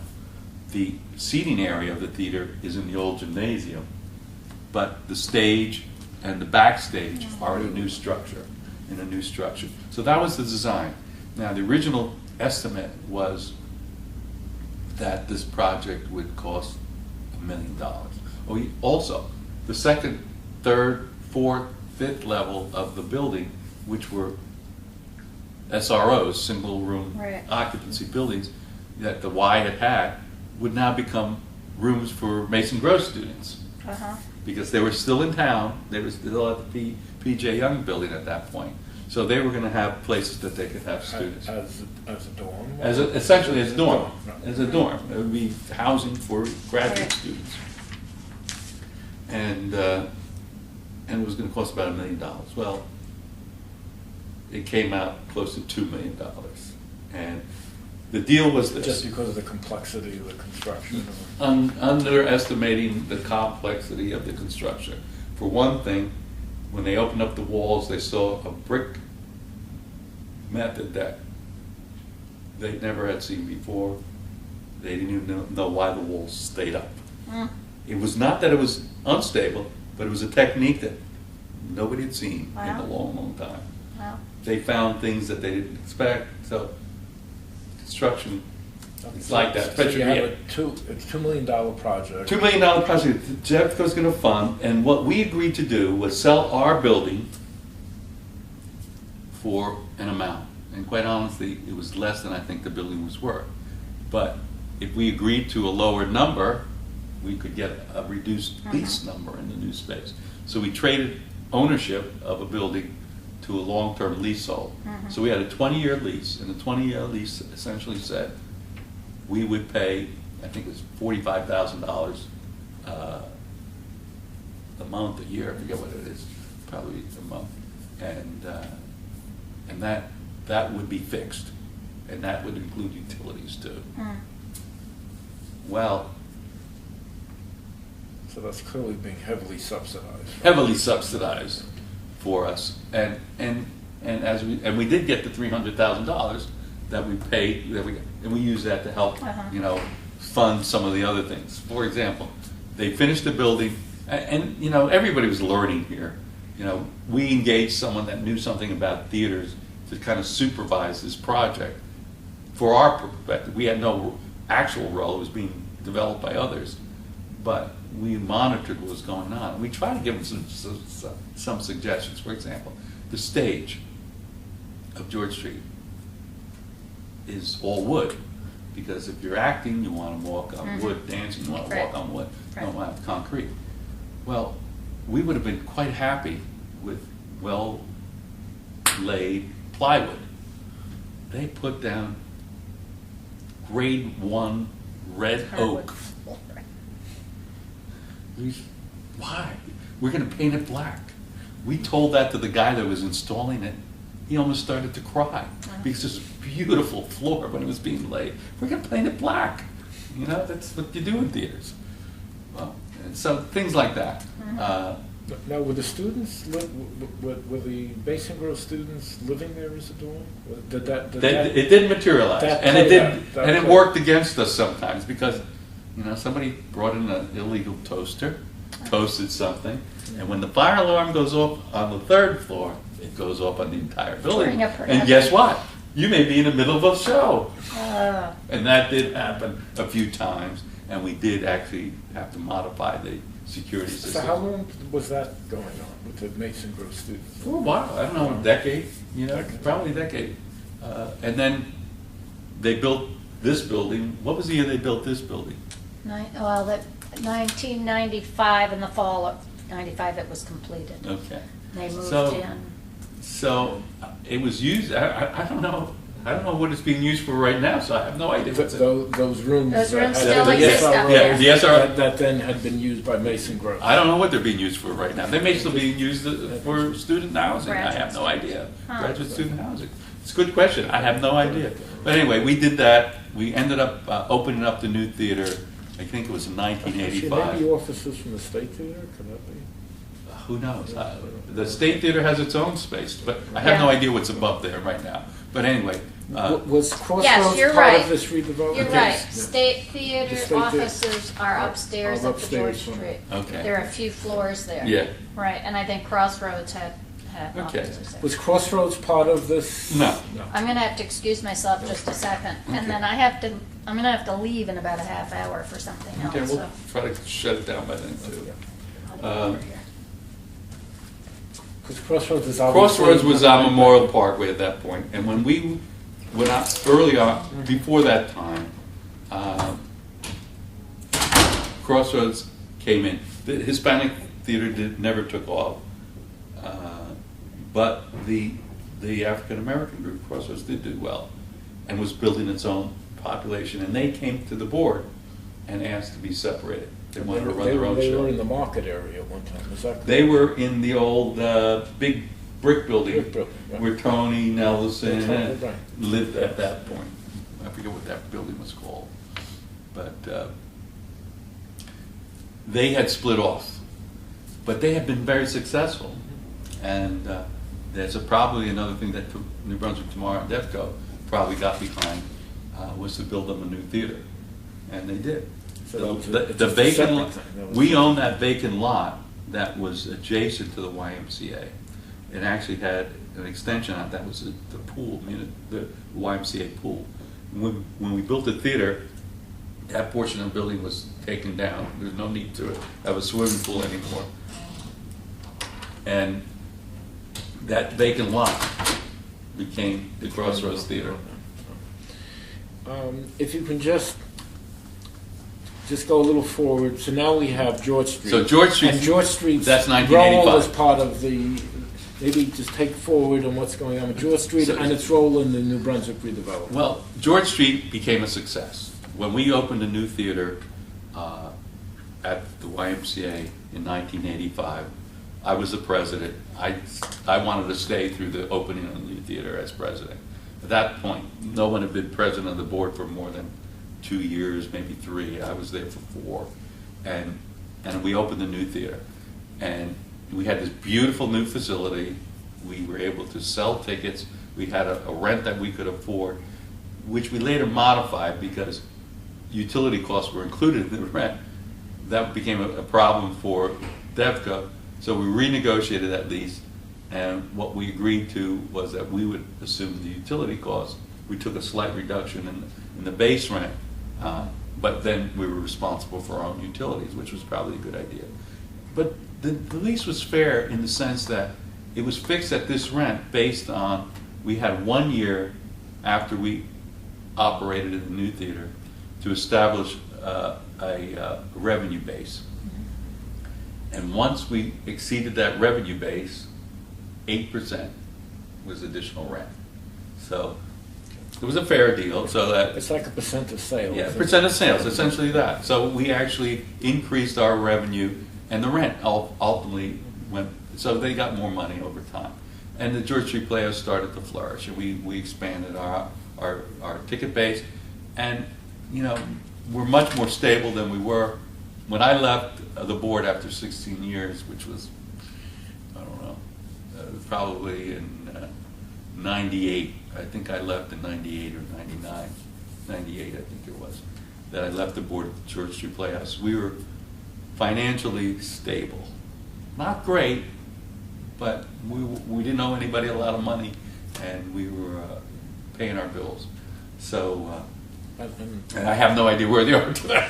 So, and your perspective on George Street's I think contribution to J&J underestimated the power of the arts. J&J is delighted in the fact, I'm sure, that George Street has succeeded, which then spurred the redevelopment of the State Theater, which was in large measure funded by Middlesex County, in addition to the locals in the state. And how was through what part of the county? I have no idea. I know that they came up with money.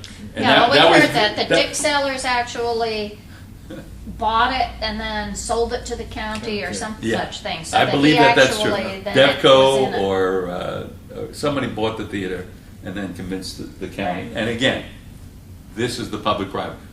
I'm certain that John Lynch, working on behalf of the city and Devco, convinced Dave Crabiel, who was Right. then the head of Middlesex County, the political head of Middlesex County, that this was something that the county should contribute, and they did. And the restoration of the State Theater with with George Street Playhouse next to it, and then in the future with Crossroads, you had 3 functioning theaters. Mm-hmm. What a unique thing that was. And to my mind, none of the theater growth that occurred in New Brunswick would have happened, the restaurant growth would have occurred in New Right. Brunswick without it. And all of a sudden you went from a town that the pub was fine dining to Panico's, which was great, and then La Fontana, which is something else today. And little by little, more and more restaurants of higher, all of a sudden New Brunswick became a restaurant spot Right. on the New Jersey map. And to this day, I think between Hoboken and New Brunswick, you have more Zagat named restaurants than anywhere else. I think Hoboken's 1 and New Brunswick's number 2. So that made a big difference in getting people to come back into town. And Devco's goal, New Brunswick Tomorrow's goal, was to restore the community to full function. It's almost there. It's almost there because they created housing.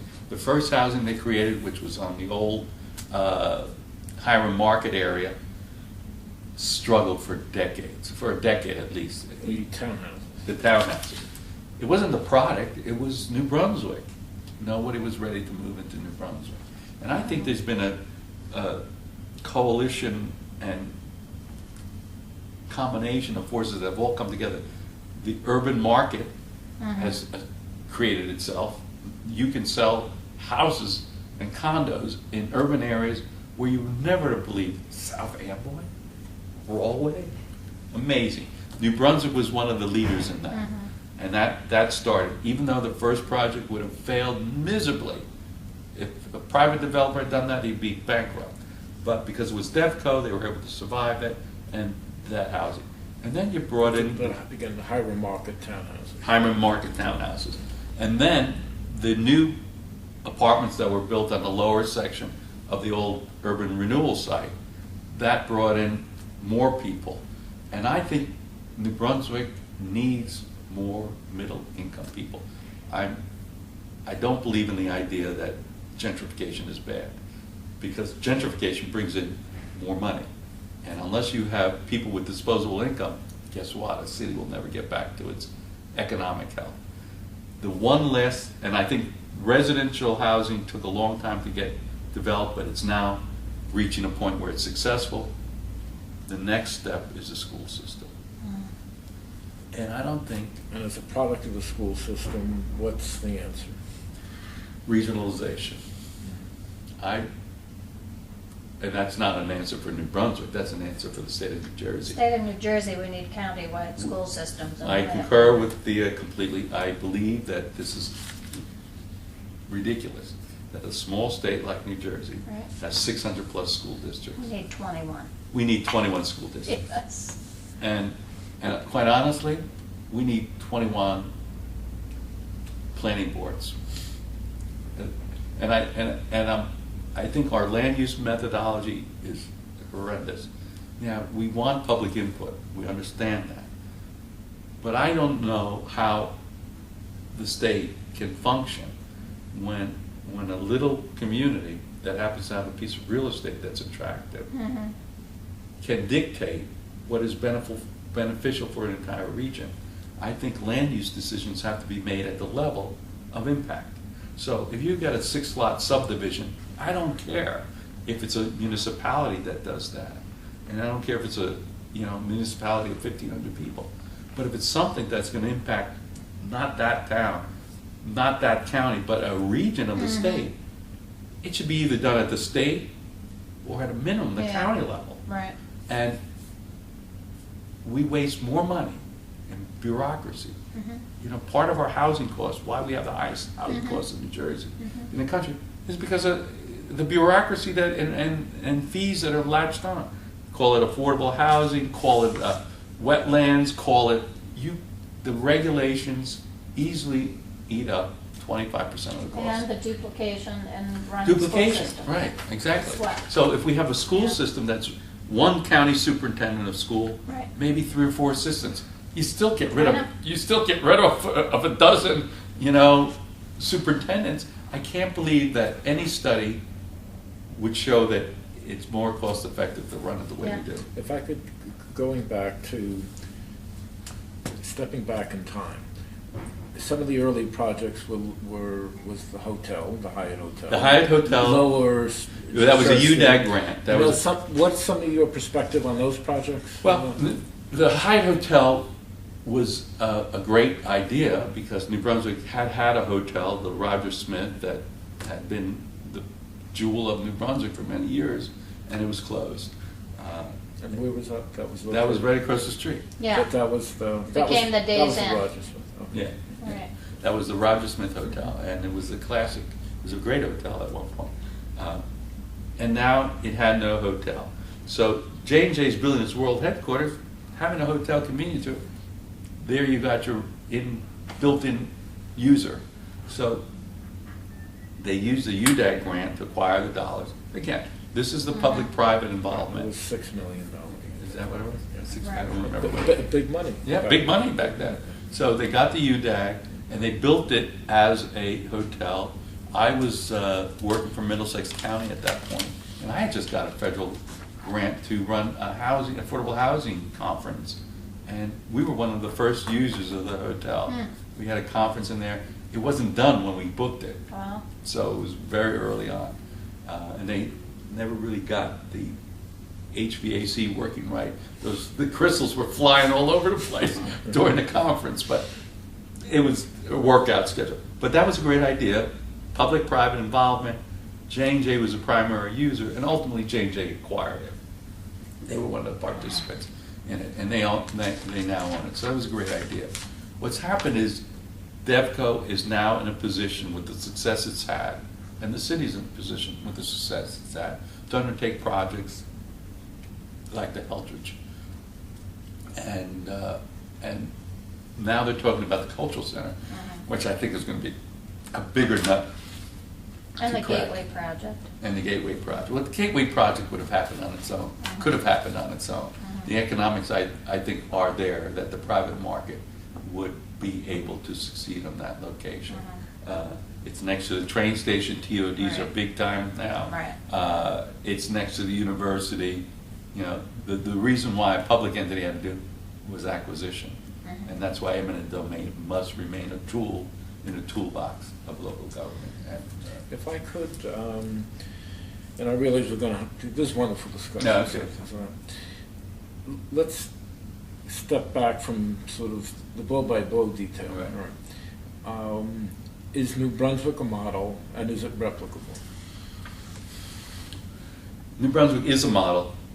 And the components of that model are... The model is, well, clearly it's a collective effort where the public and private investment is made to restore the community. And I think it's a model that's much more replicable today than it was when New Brunswick started it, because older urban areas have the infrastructure that is both aged in some cases, but also irreplaceable in others. The railroad station is in right downtown New Brunswick. The fact that the gateway will work in large measure is because it's right downtown New Brunswick. The reason that Omar Boi's 1 Spring Street works is because it's a block away from the train station. The trains have become, in the last 25 years, a much more valid form of transportation and much more acceptable from the marketplace. So being near the train station helps. I think the market is much more willing to consider urban locations today. But it's not going to be a full-fledged family potential community without good schools. And I don't know that New Brunswick can, on its own, do it. I think it should be done on a regional basis. Whether it's regional schools or it's charter schools or it's vouchers, something's got to be done that allows people to feel comfortable that they're providing the best opportunity for their kids in New Brunswick. And that wasn't the case before. It's getting better, though. New Brunswick has done some very interesting things. I think this school that they did for medical technicians, the medical service. There's a science. What is it called? I don't know, but there's a science high school. It's science high school, right. But it teaches kids to get into the medical support Right. field. Great idea. It's a great idea. That helps. And But it ought to be open to kids throughout the county and not just New Brunswick. why not? You know. And then you would have more of a mixture of. And I think the county, I think regionalization is really the only real solution for education, and it should be done. If that were the case, if you could solve that one last, I think it's the only really remaining obstacle, you would have a community that everybody would consider, put it on their list of consideration. I certainly would have stayed in New Brunswick if that situation had been different. So. What about the? But just to finalize the replicability of it, New Brunswick was unique in my mind compared to, let's say, Plainfield. Roughly the same size. At one point, the economics in Plainfield were much stronger than New Brunswick. They were always considered the Queen City. There was a lot more money there. But after the 60s, the riots of the 60s, they fell, and they didn't have the same long-term staying power institutions. They had a hospital, they had a major corporation, I forget what it's called, that was there. But New Brunswick had 2 hospitals. Had the county seat, which Plainsfield does not have, At Rutgers. and it had Rutgers. And J&J. And J&J, but other cities have major corporations. Yeah, right. J&J was committed. I mean, those institutions really pinned the New Brunswick revitalization. So we don't lose it. You had a passing comment earlier about the role of Rutgers. I think it was underestimated. I think Rutgers really did a lot because it was their university. It was the university and the faculty that supported institutions like the George Street Playhouse. It was Blaustein that committed to put the Mason Gross School into the old building. It was Rutgers that agreed to build this facility in town. It's the Rutgers that built the new dormitory in town. These kind of things, without those things, where would New Brunswick be today? In my mind, a lot further down on the redevelopment ladder of success. And the fact that Rutgers was here and plays a very significant role. When I was at Rutgers, everything was moving out of town. New Brunswick had been the heart of Rutgers. When I was at Rutgers in the 60s and the 70s, everything was going elsewhere. It was going to Livingston, it was Livingston campus, and to Bush campus. What we've seen in the last decade and a half is that it's turned its direction back into town. And that's made a big difference in the city of New Brunswick. What about your hindsight question? In hindsight. What would I've done different? 20/20 Yes. hindsight. What would you, well, What mistakes were made and what was mistake done would be different? different? I think the Hiram Square area could have been done differently. I think, As in saving more of what was there? yes, You I know, think. what Tony Nelson and people Well, like him were I mean, people, advocating or? you go to Lambertville, Yeah. you go to these older communities that have been able to restore old sections of town, it becomes a magnet. Princeton, it's got its old downtown. I think there was room in New Brunswick to have a section that could have been preserved as something that had some history to it. And New Brunswick has historically not done that. Right. I mean, not only the Hiram Market, but there was a mansion on Hamilton Street called Strong Mansion. The Strong family goes back to pre-colonial days, and in that mansion at one point, 4 or 5 different presidents had stayed. That was the one where there's now a surface parking lot? No, now there's an apartment building. This is on Hamilton Street, Hamilton. near Lewis Street. Oh. okay. Going Oh, okay. out of town. Right. On the left-hand side, there's some Right. apartments there. And that mansion was on 5 acres of virgin land. And it got burned. There's some questions of whether or not it was a natural fire or unnatural fire. And then it got redeveloped. And that building had more history in it than, Yeah. buildings in colonial Williamsburg. So we could have done a little bit more to preserve some of our past. I think Should more housing have been done? more housing should be done, but I don't know that housing If it could have been done back in the then. early. I think it can be done now, and I think it should be accelerated. The other thing is the access to the waterfront. You built 18, it became a major highway. You got to Which figure of out. course was important. All critical- J&J was saying, we don't build 18. we're not Yeah, gonna that's finish. all, and I'm all in favor of it. But what they're doing retroactively now is trying to connect the river. Yeah. Philadelphia has great connections to the waterfront, better than we do. And I think somehow figuring that out. I mean, when I was here, living here in the 70s and early 80s, things that brought people into town besides the institutions like the theater and the other. It was retail. Retail, I don't think so. I think what brought it were events. And, the late Bob Schneider, who was an early supporter, a graduate of our program. He was the owner of J. August Cafe. J. August Cafe. But before he was J. August Cafe, he lived in the old building on Memorial Parkway. But he started, when he had the original J. August, which was actually a plant shop on Church Street, he started having the Church Street Festival.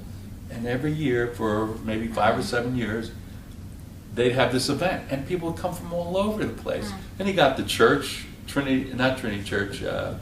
Christ Church involved, and the Reformed Church involved, and they did something, and it brought lots of people into town. Then they moved across the river and had the River Festival. Those were events that started to create in the general public's mind that you could go to New Brunswick and not get night. Just saying with hindsight, more of that should have been done. More of that. The what is it? Rouse called it the festival. Yeah. Festival place.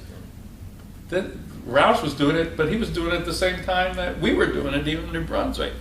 And if we had focused on that, we could have done a little bit more. We could have made Hiram Square a festival location, and How about, this clearly historical and current criticism that this was really a corporate-driven effort, and you didn't have the community involved, and it didn't really benefit other than indirect. I disagree. And your... And my feeling is that community involvement is important to a degree, but what does the community know about redevelopment? I mean, they only are concerned with how it impacts them. And I just don't think that the general community has a big picture view. And unless you have a corporate, private sector involvement coupled with a public sector, you could have community meetings from now and eternity and nothing will ever get done. Yeah. So I think, yes, we should have the community involved. But the general community, it's like going to a planning board meeting. Everybody stands up and talks about traffic. And they attribute their knowledge to the fact that they have a driver's license. That is not enough to be in charge of making a decision that deals with traffic. Community input is required, but not community control. Now, sure, could we have created more parks? Yes. Could we have done better in the schools? Yes. Could we have done more social services? Those are all yes. But where are the dollars for those things coming from? And unless you start to build on the institutions that can support those dollars, that can pay the taxes for it, it's not going to happen. So you have to do it in some economic order. And I think community input is important. But let's let the professionals decide. Much more minor point, reflecting some of my interests. A number of people have said the role of the parking authority was very key. Yeah. Your take on that? Absolutely. The New Brunswick Parking. New Brunswick Parking Authority, any authority, could have been the housing authority, but they needed an authority that could be somewhat out of the direct role of the city, because the city's got other things to deal with. Could focus in on an aspect. And the parking authority became the acquisition authority for the city of New Brunswick. And parking was a problem. Parking authority could justify taking on projects that had parking components to it, and then doing the other things. So the parking authority was a good tool. And as I said, it could have been an improvement authority. It could have been some separate authority that had the right to condemnation. Improvement authorities are probably the best suited for that. New Brunswick doesn't have an improvement authority. They don't need more authorities, so they use the tool of the park. Because also was pointed out the scale of the authority. They could cross-subsidize. They could absorb a loss on a deck for the first 3, 4, 5 years. Right. Because they had enough other revenue. Right. They're a large enough entity that they could allow the project to mature to the point that it was generating revenue. So. Any other thoughts that we have covered a lot? We have covered a lot. I think, retroactively,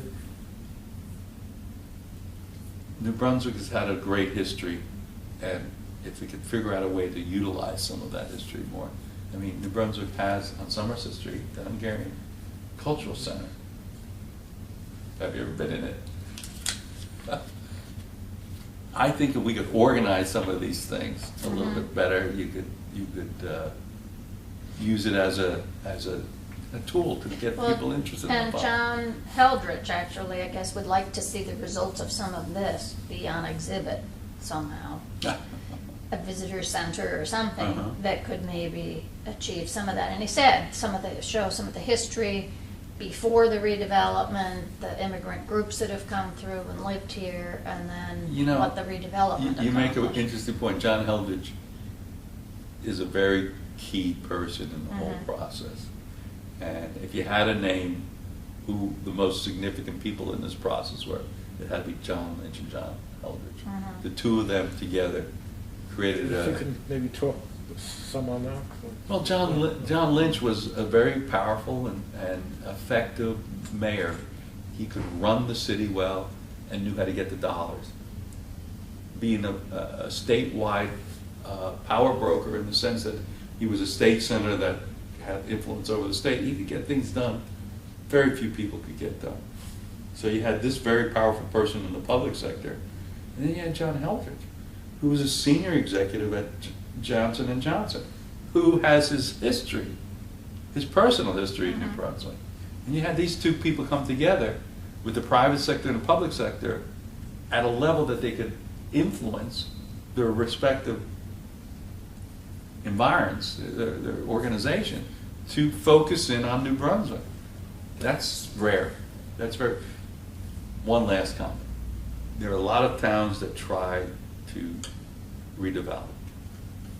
And without question, after my 20, 30, 40 years now in government and development, the one key element that is necessary, more than anything else, is leadership. And you can look at a community that has the same resources as another, and one is successful and one is outright failure. And why? It's leadership. Is it continuity of leadership? I think it's a combination of both. It's continuity and quality of leadership. Continuity is very important because these projects, when did the report get published? 80-something? 80-something. We're now 20 years. Or 70-something. Yeah, or 70-something, 30 years. So these things take a long time to reach fruition. And you can't do it in 1 or 2 terms. So you need to have continuity, and I think you have to have, quality of leadership. And most communities don't have it. Aside on that, the Long Branch versus Asbury. Right. And Hoboken's successful in spite of itself. Well, if you're located right by Manhattan. As I said, in spite of itself, it is successful. All right, this is terrific. Okay, good. Thank you. You're very Yes. welcome. Thank you. If there's anything else you remember, You have email me. You have really a lot of. We might You were be there. able to- You were there in the trenches, and Right. you have a good memory. And there was there were other little things going on that, tried to, the Raritan Valley Community Development Foundation. Nobody knows that organization anymore, but what was Raritan Valley Community Development Organization was a group of do-gooders, as my father used to say, that formed around, I don't know if the name Marshall Stawley rings a bell, but he used to be a professor at Cook College. And Marshall Stawley, I think, was independently wealthy. He never told anybody where he had his money. But he started the Raritan Valley Community Development Foundation probably in the early 70s. And he wanted to start the effort of revitalizing New Brunswick. So the first thing that we did, I got on their board. One of the first things that we did was we acquired 47 Walton Street. 47 Walton Street? 47 Walton Street was the old lace factory. New Brunswick had all these old industrial buildings from the 1800s. And we got Ray Heinrich, who was a local architect, and we designed it into 9 condos. In a rough neighborhood of 9. That's great. They're still occupied. There's now a senior center. It's right here. 47, it's near Commercial Avenue on Walton Street. Right. early adaptive reuse? Adaptive reuse. We bought a couple of buildings right where the new dormitory is. What's that called? We bought a couple of buildings right on George Street and renovated them and sold it. We had proposed the building that the cultural center is in, the Hungarian Cultural Center, Heritage Center. We had proposed putting 11 condos in there. They had a courtyard, off-street parking. It's a great project. Community input. This is how community input. The locals said, we want that building to look new. Would you consider putting aluminum siding on this brick building? We said, no, we will not consider putting aluminum siding. We're going to reface it, we're going to sandblast it, we're going to repoint it, and then we're going to build 9 of them. The community opposed it, killed the project, and it sat there vacant for many, many years. Wow. Finally, the Hungarians bought it. I talked to the leader of the opposition many years later, Russell Latandro. He said to me, you know, if I had known that they were going to put this non-profit organization in it that doesn't pay any taxes, I probably would have supported you on your project, you moron. So I think, you know, community input's only, I'm much more a believer of a benign dictator when it comes to Do you have land use 5 decisions. minutes just for